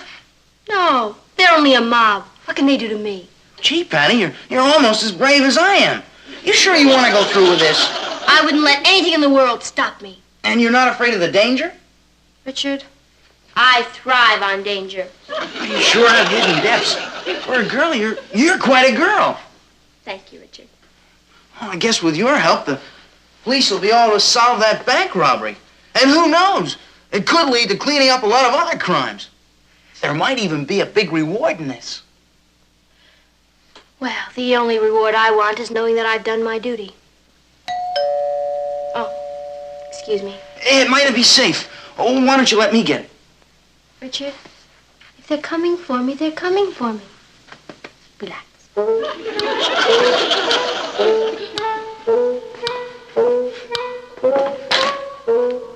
Hello. Hello. Are you Patty Lane? Yeah. I'm Detective Don Anderson. May I come in? Sure. Thank you.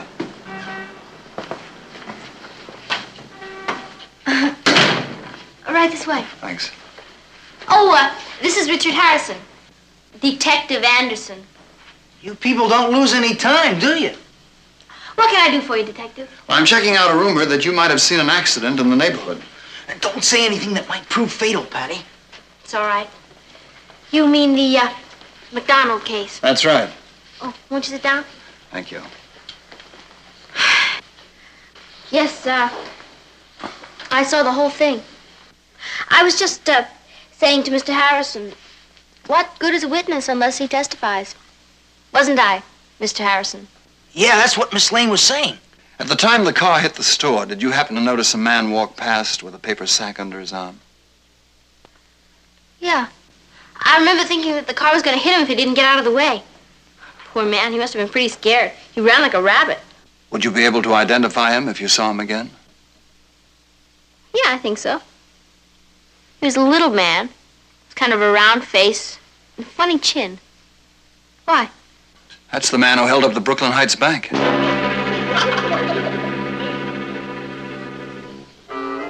You sure are lucky to have her for a witness.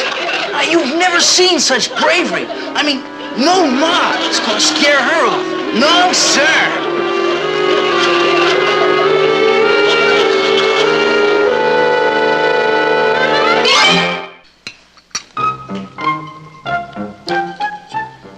Isn't it wonderful that they caught the bank robber? Kathy, read that part about me again. Patty, I've read it 4 times. I like to hear it. It isn't often you get to bask in the limelight. All right.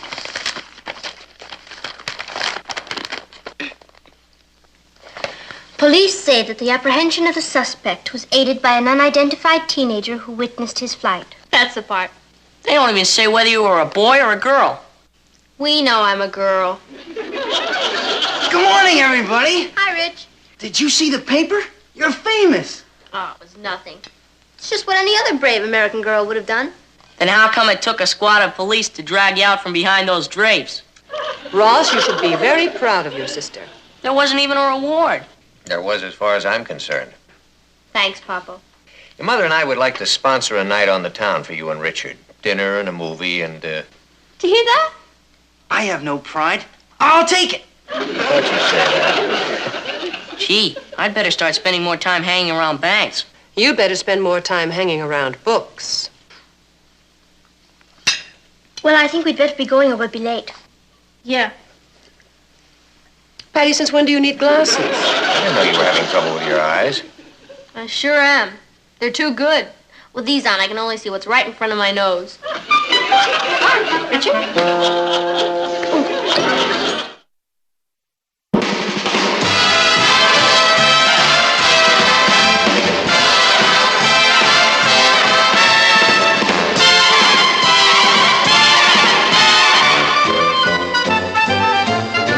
Here's Kathy, who's lived most everywhere, from Zanzibar to Berkeley Square. But Patty's only seen the sights a girl can see from Brooklyn Heights. What a crazy pair! But they're cousins, identical cousins, and you'll find they laugh alike, they walk alike, at times they even talk alike. You can lose your mind when cousins are two of a kind.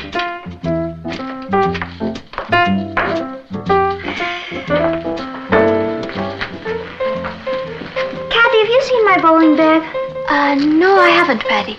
I could have sworn it was in there. Did you look behind the shoe boxes? No, that's where I keep my old magazines. Oh, I'll bet it's in the downstairs closet. How was your day? Well, usual front page stuff. How was yours? Oh, I had a fascinating day. Yeah? I had a 3-hour lunch with my niece Anne and David Stone. Who's David Stone? He's a graduate student at Juilliard, and Anne is head over heels in love with him, and he's in love with her, but he's too shy to propose. Oh, well, Anne's too young to get married anyway. She's still a schoolgirl. She's a senior at college. You don't realize how mature she's become lately. Well, I think she should finish school first. You see, the trouble with us, Martin, is that we've watched her grow up right under our noses. We don't realize how grown up she really is. We still think of her as a child, but Martin, she's become a young lady. Well, I suppose we have been blind about her just because she's ours. Maybe it would be a good idea if she got married. I'm sure it would. Well, it's all right with me. When? As soon as possible.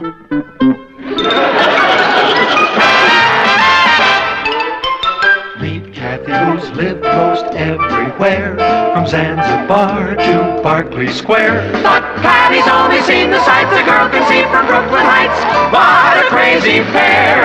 But they're cousins, identical cousins all the way. One pair of matching bouquets, different as night and day. Where Kathy adores a minuet, the ballet russe, and crepe Suzette. Our Patty loves to rock and roll, a hot dog makes her lose control. What a wild duet, still they're cousins, identical cousins, and you find they laugh alike, They walk alike, at times they even talk alike. You can lose your mind when cousins are two of a kind.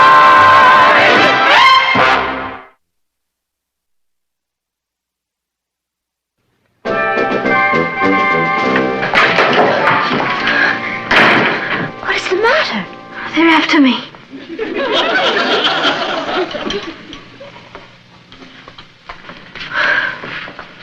Who is after you? My own mother and father. I don't know how to tell you this. They're what? They're trying to get me married. Oh, Patty, that's ridiculous. I know it's ridiculous, but I just heard them plotting down there. They said I've grown up under their noses and they didn't realize it, and I'm becoming an old lady and they want to kick me out. You must have heard them rehearsing a play or something. Yeah, and I know the name of the play. It's called Getting Rid of Patty. You've got to be mistaken. All right? I want you to come downstairs and listen for yourself. All right, I will. But only to prove to you that you're wrong. I asked David to dinner tomorrow night. Anne's going to be out of town. I hope you don't mind. No, I don't mind. But what's the point? Well, apparently David has some complex about getting married. He had a pretty unhappy childhood. He was an orphan, and an aunt and uncle brought him up, so his memories of home life are rather grim. Oh, you'd like him to see how great family life can really be. Yes. I think he's afraid to raise a family. I'd like him to meet Patty and see what a wonderful child she is. Fine. Anything for the cause. He really would make a perfect husband for her. He's very warm, and you know how outgoing she is. Yeah, she never runs down. I'm glad I asked him to dinner tomorrow night. Well, let's make sure Patty's going to be home. Martin, wouldn't it be wonderful if it all worked out? We'll give them a beautiful honeymoon. Well, take it easy. We have to get them married first. We could send them to June Lake. She loves the country. Hi, folks. Hi, Patty. You know, we were just talking about you. Were you? You're looking very pretty, honey. Thank you, Papa. Our little girl is really growing up, isn't she, Nat? Yes. Patty, do you have any plans for tomorrow night? Tomorrow night? Why? Oh, we're having a dinner guest, and I want you to meet him. I can't. I have a date with Richard. Well, couldn't you break it? You never asked me to break a date with Richard before. This is rather important, darling. Oh, you're going to like this man. He's very nice, and I'm anxious for you to make a good impression on him. You are? Yes. As a matter of fact, I think you should wear your new dress tomorrow night. See, one of the reasons he's coming is to meet you. And I think you should go to the hairdresser in the afternoon. Excuse me. Any questions? They're leading me to the slaughter. I can't believe it. You'll dance at my wedding.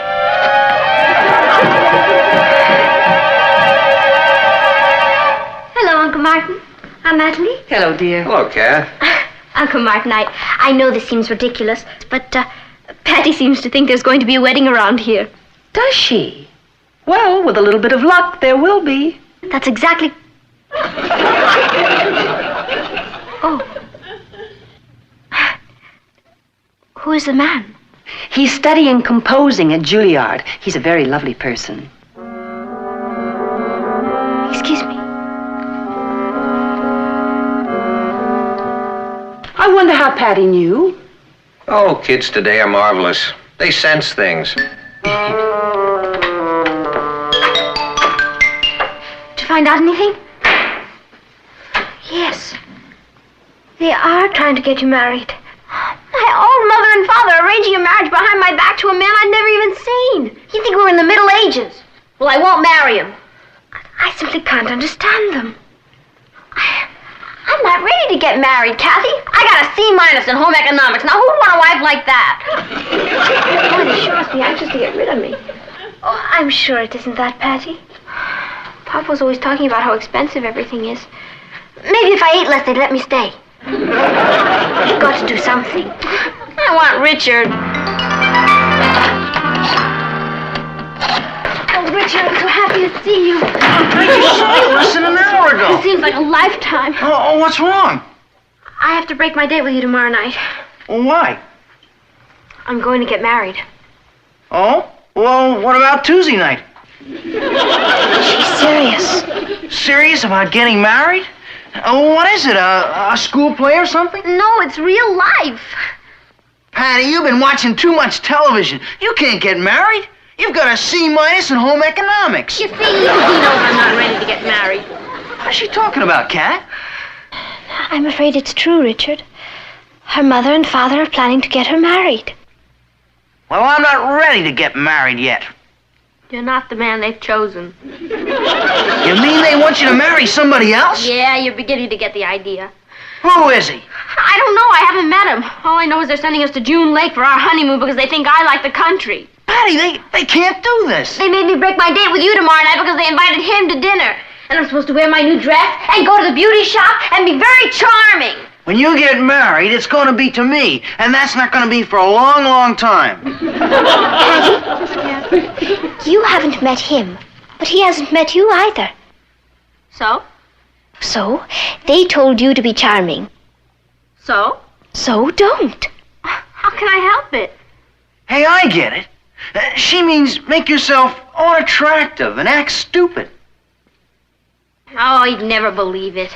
You've got to try. I mean, if he doesn't like you, there's not going to be any marriage, right? Right. Kathy, I've got to hand it to you. When the chips are down, you're brilliant. All right, let's figure out the kind of girl that would be least likely to appeal to him. He's a long-haired musician. A long-haired musician? Well, then Patty can act herself. Oh, we really got to make him head for the hills. He'd probably like someone who was scholarly, like serious books, art, the theater, the classics. All you have to do is be opposite. That's not hard. That's the real me. All right, let's rehearse it. You really have to frighten him away tomorrow night. Richard, you be David. David, huh? I don't even like his name. I'll be your mother. Good evening, David. It's so nice of you to come. This is my daughter, Patty. Patty, David. I'm very happy to make your acquaintance. I've heard a great deal about you. Tell me, have you read any good books lately, David? Oh, yes, indeed. I just finished reading The Odyssey. I read the sequel, The Evensy. Pretty good, huh? Have you seen any good plays lately? Yeah, Gonzales checked Mickey Mantle out on the top of the night with bases loaded. This is a rehearsal, Patty. Oh. Tell me, are you fond of Gluck? Only if it has a lot of cream and sugar on it. That should frighten him away. I can't wait till tomorrow night.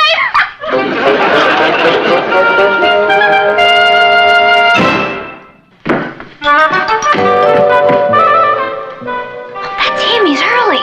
Yes, your mother and father aren't back yet. Yeah, I know they went to get him some caviar or something. What do we do? Well, we can't keep him out there. Let him in. You can get rid of him before they get back. Yeah.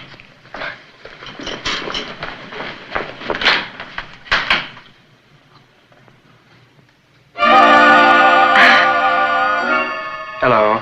I know I'm early. I'm David Stone. How do you do, David? I'm so happy to know you. Yeah. Well, won't you come in? I'm Patty. It's my cousin Kathy. Hello. How do you do? Well, the Pioneer type should be back any sec. The pie... Oh. Well, if you'll excuse me, I have some things to do upstairs. Well, come on in and set us down. Thank you. You know, I'm really very happy that your mother and father aren't home now because I'd kind of like to get to know you a little better. Is that so? Well, I don't think I'm supposed to know this, but I kind of feel they invited me here tonight to turn me into a Benedict. A Benedict? Shakespeare, Much Ado About Nothing. Benedict was a character who was against marriage until one day he met the right girl and it changed his mind. You mean you're against marriage? Well, I had been up to now. You see, I had kind of a rugged childhood. I was raised by an aunt and an uncle who hated each other, and they battled constantly, and it made me pretty cynical about marriage and family. Me too. What do you mean? Oh, I've had a very unhappy childhood, too. Well, I thought this was such a happy family. Happy? Oh, it's brutal around here. Everybody hates everybody else. Why, we yell and scream at each other all the time. You do? Oh, yeah. I could tell you stories that would make your hair stand on end. Anne told me this was the happiest family she'd ever seen. Anne? Your cousin, Anne. You know her? Well, yes. Oh, well, she lied to you. It's yell, yell, yell all the time around here. Oh, Patty, have you seen... No! I want some more. Get out of here. See? Oh, of course. Who wants to be in the same room with you?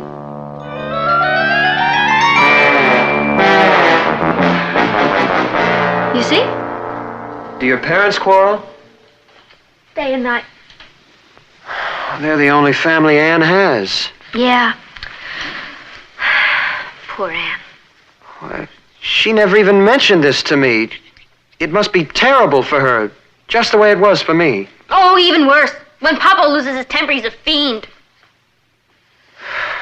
Anne is so shy and sensitive. Someone should take her out of all this. Yeah. Of course, I don't mind it here. I'm kind of used to it. I even like it here. I wouldn't want to leave for anything. David! Martin, this is David Stone. How do you do? Nice to meet you. I'm sorry we were so late getting home. I'm glad Patty and I have had a chance to talk. Yeah, we really understand each other. And I've made up my mind about something. Yes? I want to get married right away.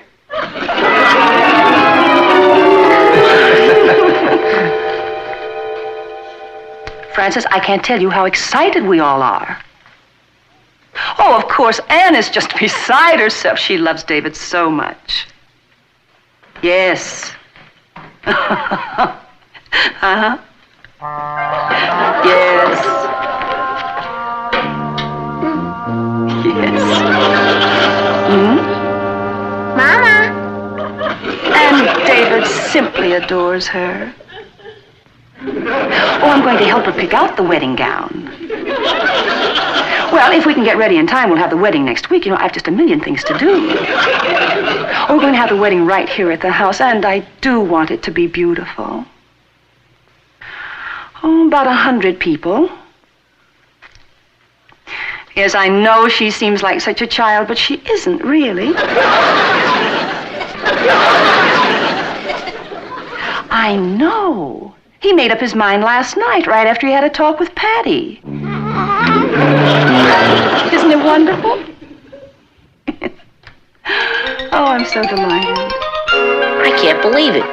You mean I'm gonna be a bridesmaid? Well, Patty's downstairs now talking to your mother. I'm sure it'll all be settled.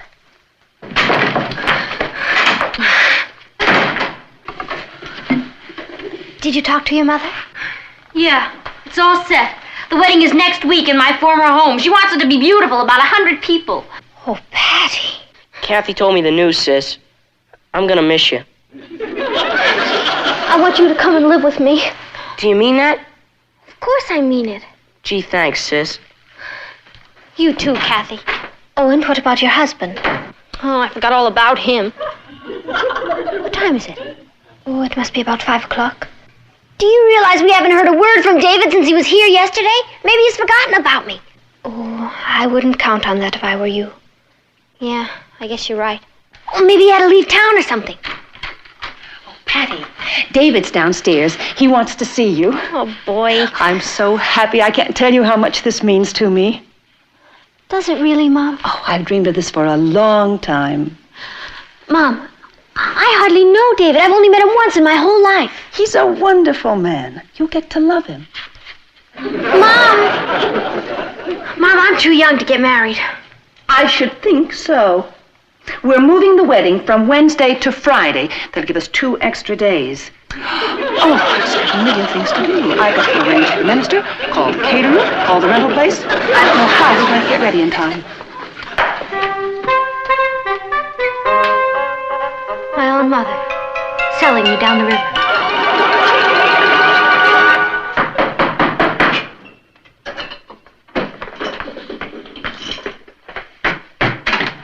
Richard, why'd you use the back door? I didn't know if I'd be welcome at the front door anymore. I mean, since Patty is practically a married woman. She's not married yet. It's gonna happen any minute. I wonder if they're planning to invite me over to dinner. You know, old friends of the bride. I'm sure sorry about this, Richard. Could I fix you a sandwich? No thanks, I'm not hungry. You're not? I haven't been able to eat a bite since I heard the news. I don't want Patty to get married. But if she does marry, I'd like her to marry you.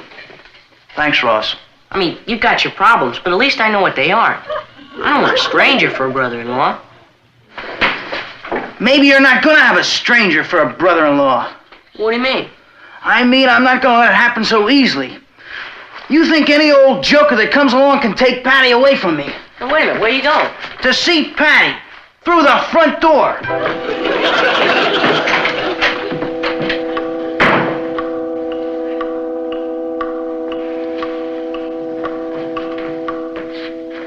Hello, Patty. Hello, David. I've got to give you a kiss. Do you? I owe you so much. Me? Well, yes. Before I spoke to you last night, I didn't have any idea how much I wanted to get married. But now that I've made up my mind, I feel like a new man. You mean you still want to go through with it? I can't wait. The sooner, the better. David, I think there's something you should know. What's that? I can't cook or sew. I have a terrible disposition and I have 2 cavities, an upper and a lower. See?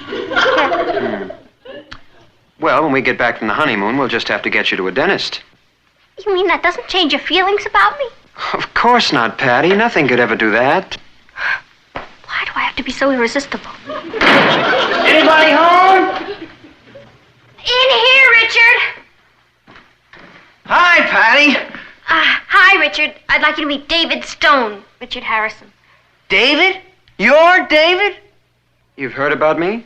Boy, that's the only topic of conversation around here. Well, I'm pleased to meet you. I'll bet you are. You're turning me into a laughing stock. I don't understand. No? Well, it just happens you're planning to marry my girl. Your girl? That's right, and I don't intend to give her up. What's he talking about? It's true. I didn't want to hurt you, David, but that's the way it is. You mean you knew about it too? Well, of course. Everybody knows it. Everybody but me. How long have you known her? A lot longer than you have. Richard Harrison. She never even mentioned you to me. You've been too busy sweeping her off her feet. It all happened so fast.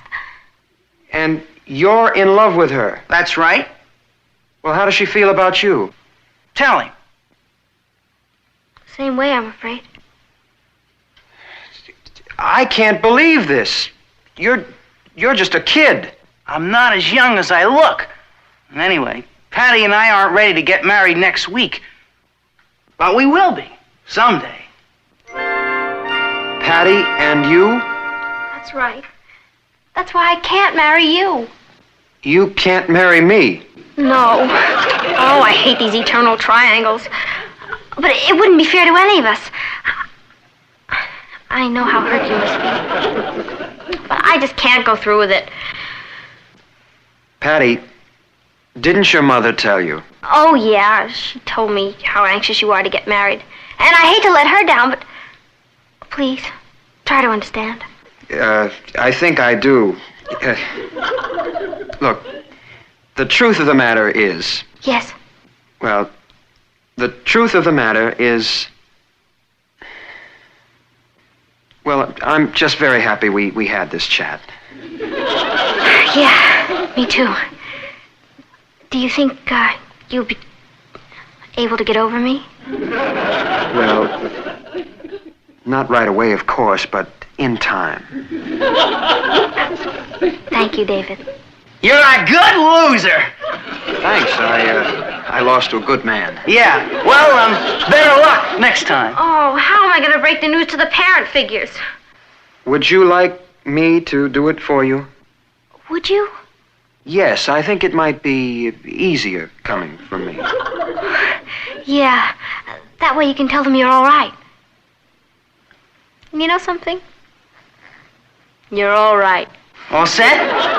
All set. Bye. So long. Oh. Hey, wait a minute. Didn't you say you know my cousin Anne? Yes. Look, if you're so anxious to get married, why don't you try her? Not me, but... Oh, she's a wonderful girl.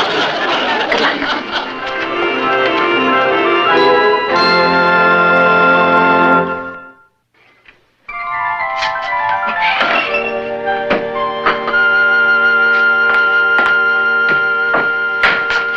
Incredible how great everything turned out. I told David about Anne Monday, and he's marrying her Friday. When I play Cupid, I don't kid around. Maybe you should be a professional matchmaker. Yeah, I'd be great. You know, I really thought I was going to be in big trouble this week, but I got out of it.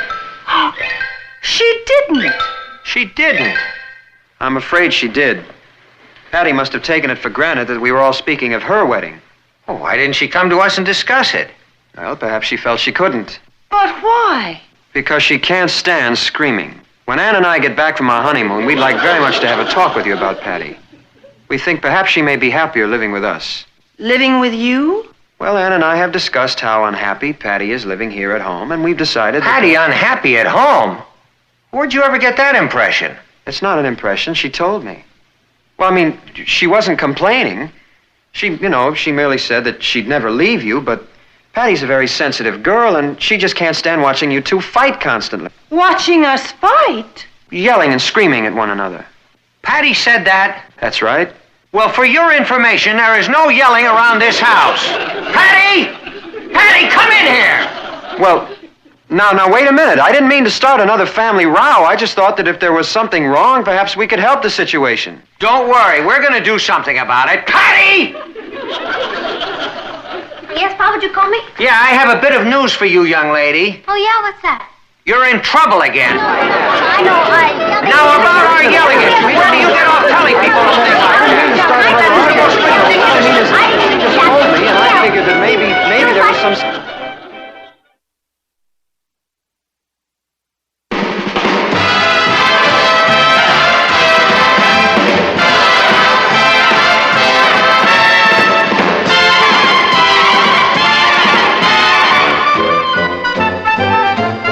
Here's Kathy, who's lived most everywhere, from Zanzibar to Berkeley Square. But Patty's only seen the sights a girl can see from Brooklyn Heights.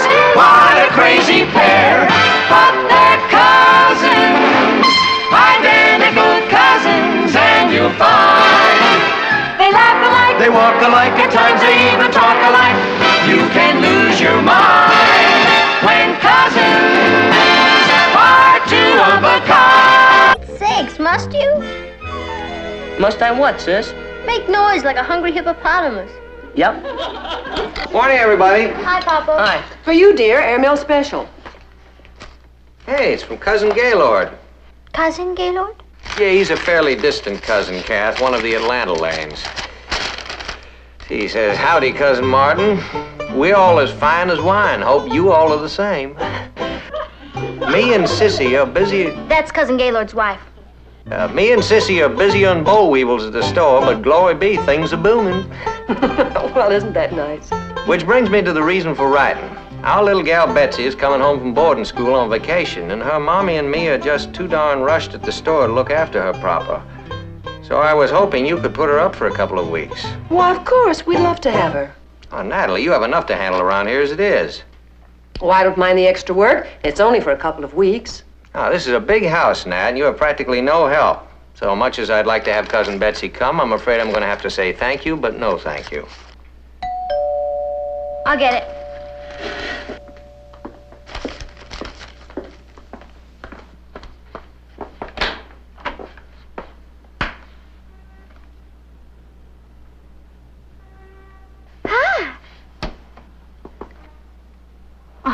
Oh. May I help you? You must be Cousin Patty. Cousin Patty? Uh-huh. I'm Daddy Gaylord's little gal, Betsy. Hi.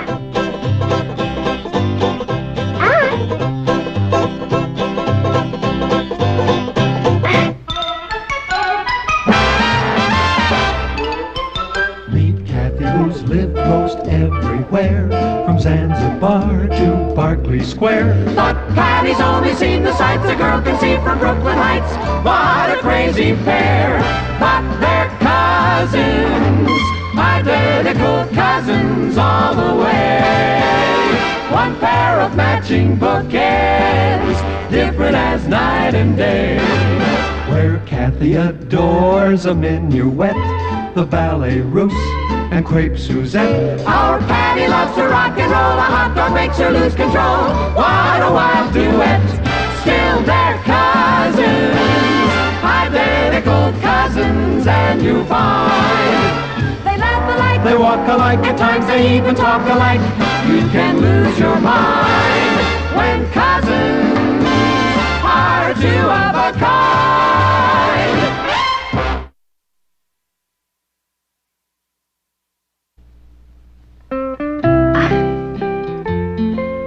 She's sweet. That's Sarah Jane. Hey, now there's a doll. His name's Grady Tyler. Oh, so you steady? No, just a boy I date. Wow. That's Carson Culpepper. I date him, too. And that's another boy you date. Uh-huh. They all are. Come on now, Betsy. You're not going to tell us you go out with the whole football team. Of course not, Cousin Patty. Just the backfield. They're all back home. I don't know any boys here. Betsy, tell you what. Tomorrow we'll go down to the shake shop so you can meet some of the fellas. Oh, please don't trouble yourself. Oh, it's no trouble at all. You're both so sweet. But honest, back home I'm happy just to sit and read a good book. When do you find the time?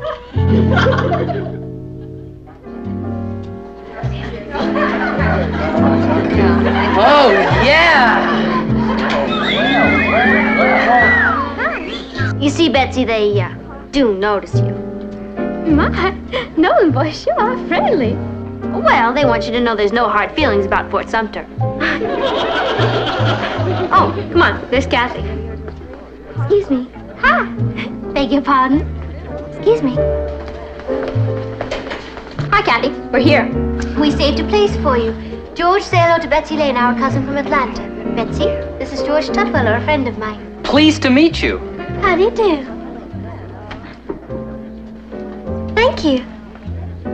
Did you say Tutwiler? That's right. Are you by any chance a kinfolk of Thomas Jefferson Tutwiler, the famous Confederate general? Gee, I don't know. My folks are mostly in the stationery business. I'll just bet you are. Down home, there's this big statue of General Tutwiler in the park, waving his saber and leading his troops into battle. You look just like him. No kidding. Uh-huh. What'll it be? That depends on how Kathy's fixed for funds. No, this is my treat. Well, thank you kindly, Mr. Tutwiler. Call me George. George. I'll have a chocolate sundae with sprinkles. What about you, Betsy? Oh, I'll just have a little root beer. 1 root beer. Oh, make it a small one here. When I meet somebody fascinating, I just get too excited to eat. No kidding. I hope we're not interrupting anything, Kathy. No. George was just going over a poem he's reading to the literary club. A poem? Really? I just adore poetry. No kidding. Uh-huh. George was reading some of Shakespeare's verse. Oh, I'd love to hear it, Mr. Tutwiler. Call me General. I mean George. George.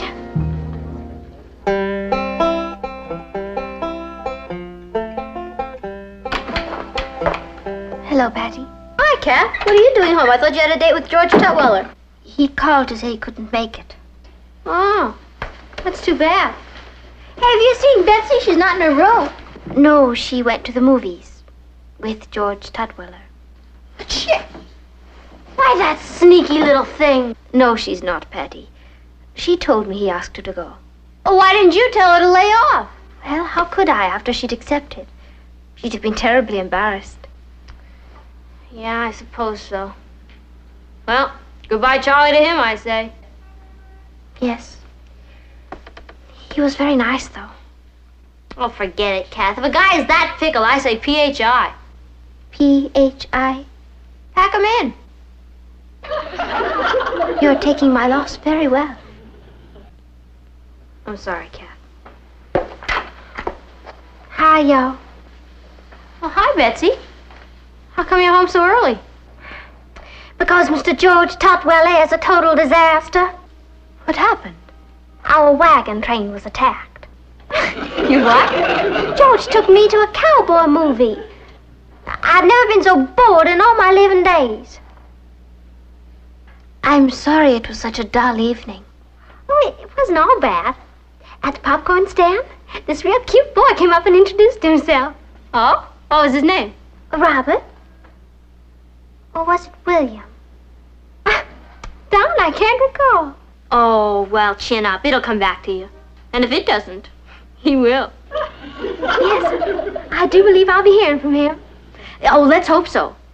We wouldn't want you to get the impression that all northern boys are as pokey as old George. You know something? I'll just bet he was fibbing when he claimed to be kinfolk of General Thomas Jefferson Tutwiler.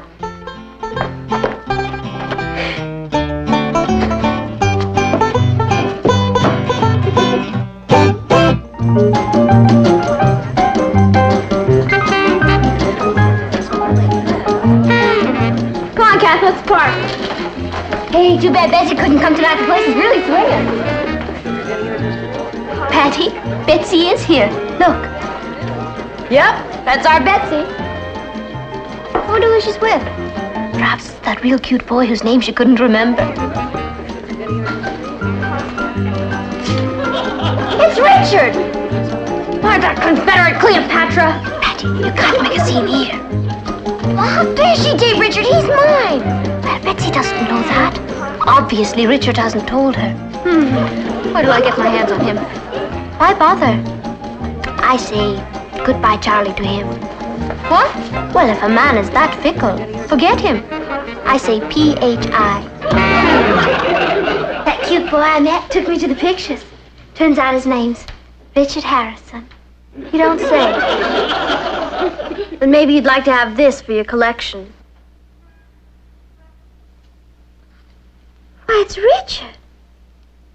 Patty, you're the living end. Love, Richard. Oh, Patty, I had no idea. No. I'm sure Richard was too busy to bring it up. What a wicked boy. I could sink right through the floor. Forget it. You can't help being irresistible. We'll make like it never happened. Patty, you're such a wonderful person. Yeah. I hope we don't run out of boys before you leave. Richard was right about one thing. You are the living end. Good night, Betsy.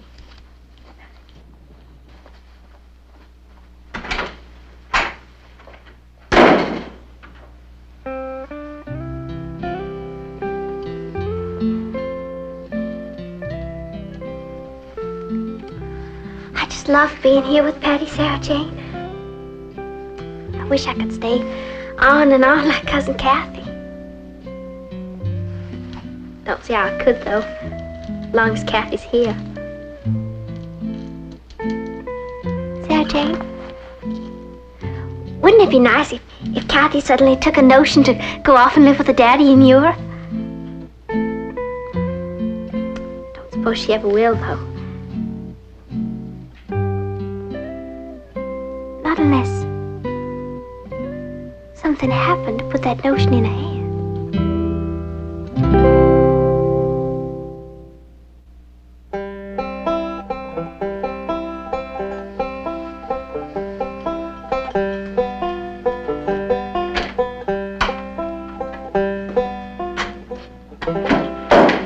Cousin Kathy, could you help me take up the hem of this dress? Oh, certainly. I was just finishing a letter to my father. Oh. Where's your daddy now? In Rome. Next week, India. My, I'll bet you miss him a lot. Terribly. That's why I write such long letters. Don't you ever get to see him? Oh, on his vacations. We have marvelous times. But then there's always the day when we have to say goodbye again. That must be just awful. Patty and Aunt Natalie and Uncle Martin and Ross make it a lot easier. My, they're real folks. They certainly do make a person feel welcome.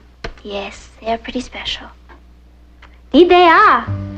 I mean, no matter how long you live here, Cousin Kathy, I'll bet they'll never let you feel you're in the way. In the way? Oh, but you're not. You're family. Oh, and you and Patty get on so well. Yes, we do. My, that's wonderful. You know, I recall once when my mama invited her sister to come and live with us. After a while, Mama couldn't wait for Andy to get up and go. Her own sister. Well, perhaps Patty and I are lucky that we're only first cousins. Shall we have a look at that dress? Yeah.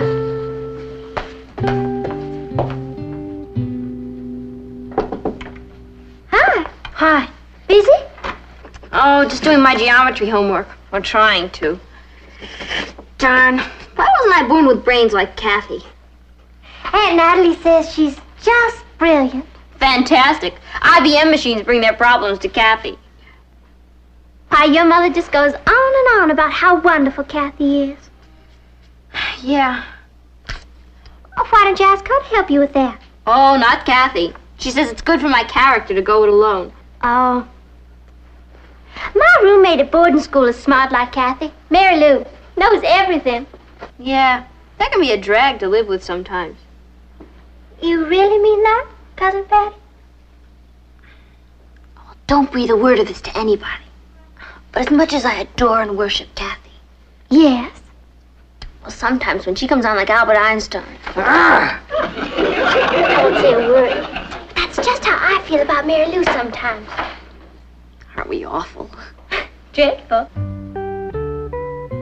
You know something, Cousin Patty? I didn't realize we had so much in common. Well, better get along with that now.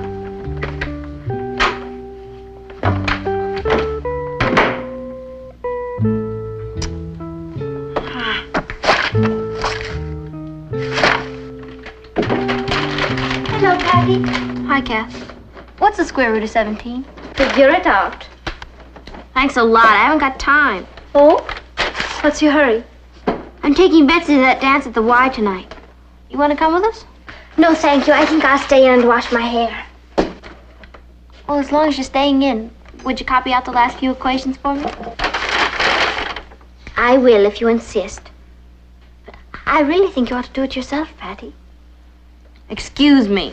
I forgot what a high-minded character I live with. What?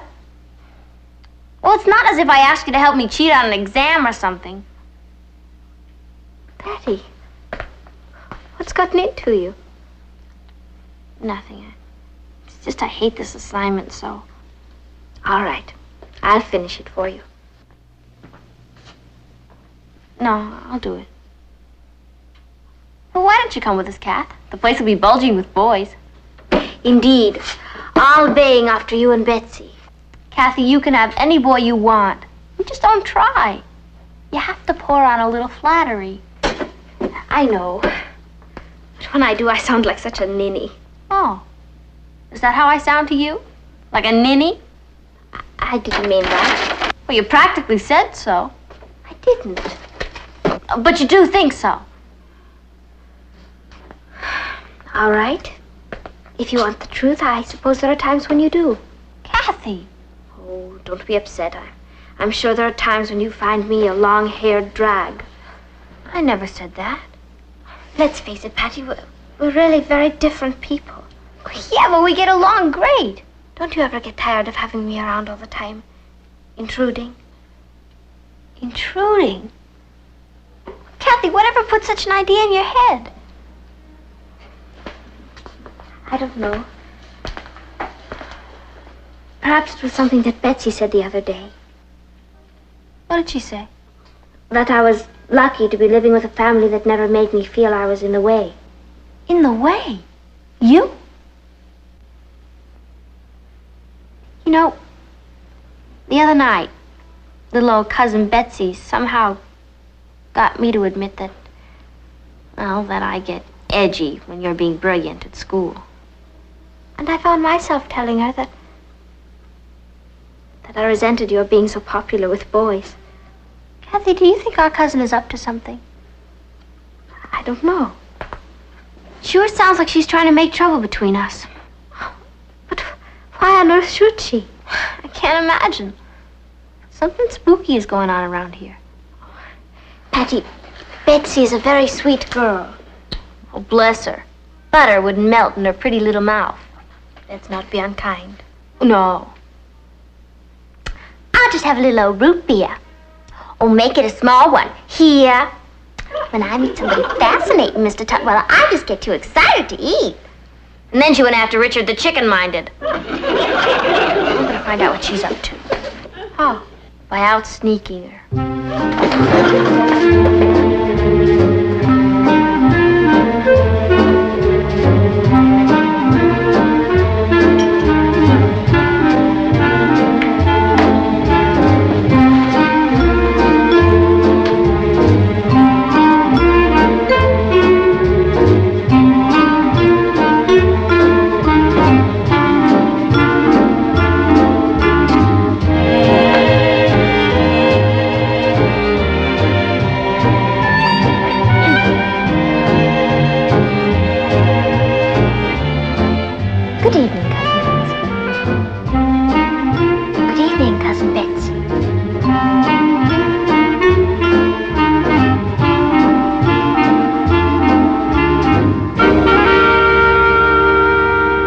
Good evening, Cousin Betsy. Well, hi, Kathy. Patty will be right in. Oh, thank you. Aren't you going to come with us, Kathy? No, I never have much fun at dances. I understand. It must get tiresome seeing Patty with all the boys. Oh, you think so? Yes, I'm afraid it does. It's a shame. I mean, you think Patty'd make a little more effort to see that you had a good time, too. I'm sure she tries. Sometimes. I doubt it. Cousin Kathy, has it ever occurred to you that maybe Patty enjoys sashaying up with the boys while you sit off in the corner? Cousin Betsy. Oh, Betsy, here's that pin you wanted to borrow.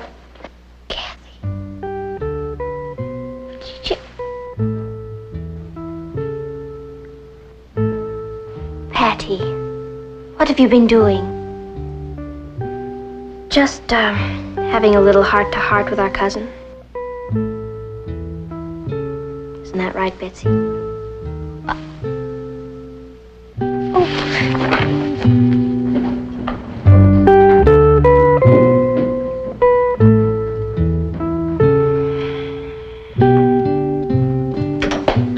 I agree with you, Patty. It was shameful of Betsy. Yeah, but why would she do such a thing? Well, perhaps your father can tell us when he's through talking to her. No, I don't really care. I just wanted to go home. Well, Papa?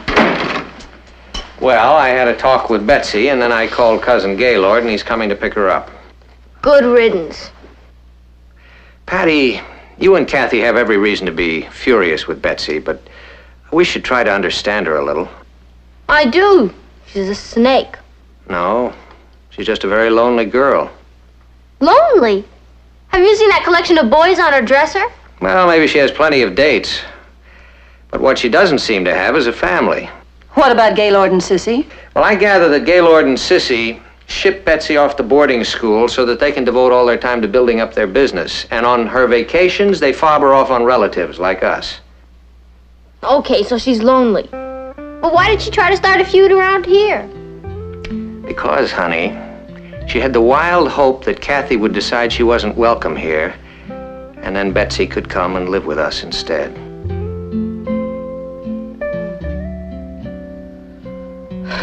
Boy, she must have been desperate. She must feel terrible about this. Okay, I'll go tell Kathy we don't hate Betsy anymore. I think somebody ought to have a talk with Cousin Gaylord. Somebody did. That's why he'll be here on the next plane.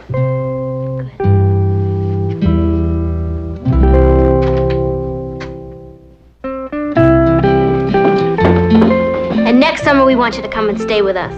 Do you really mean that, Cousin Patty? Of course. And so do I. Betsy, look who's here. Daddy! Howdy, honey. I didn't know you were coming. I know you didn't, honey, but aren't you glad? Yes. Howdy, Cousin Natalie. Hello, Gaylord. Daddy, I'd like you to meet Cousin Patty. Hi. And Kathy and Rose. Howdy, y'all. Hey, they all talk like that. Betsy. Oh, honey, I'm so glad to see you. You came too. Of course I did, honey. Howdy, everybody. Hello, I'm just thrilled, but it didn't need both of you to come to fetch me home. We're not going home just yet, gal. Daddy booked us into a hotel here, honey, for a whole week. Right, us country cousins gonna see the big town. Golly. Yes, sir. Me and your mommy got a heap of catching up to do. Daddy decided, honey. You're transferring to the high school back home so we can get acquainted with you. You hear that? But, Daddy, who's going to take care of the store? Hang the store. I want to enjoy my pretty daughter's company before some smart young fella starts keeping it with her. Come along, gal. I'm mighty grateful to you folks. I'll drive you to the hotel. Thank you, Rose. Thank you. Bye now.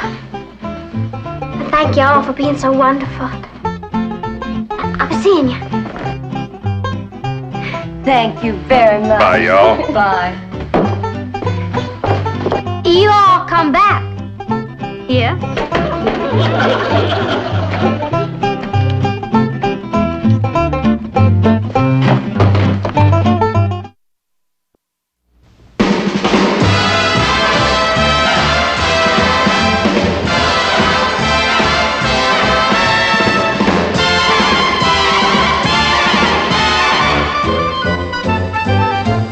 Here's Kathy, who's lived most everywhere, from Zanzibar to Berkeley Square. But Patty's only seen the sights a girl can see from Brooklyn Heights. What a crazy pair, but they're cousins, identical cousins, and you'll find they laugh alike, they walk alike, at times they even talk alike. You can lose your mind when cousins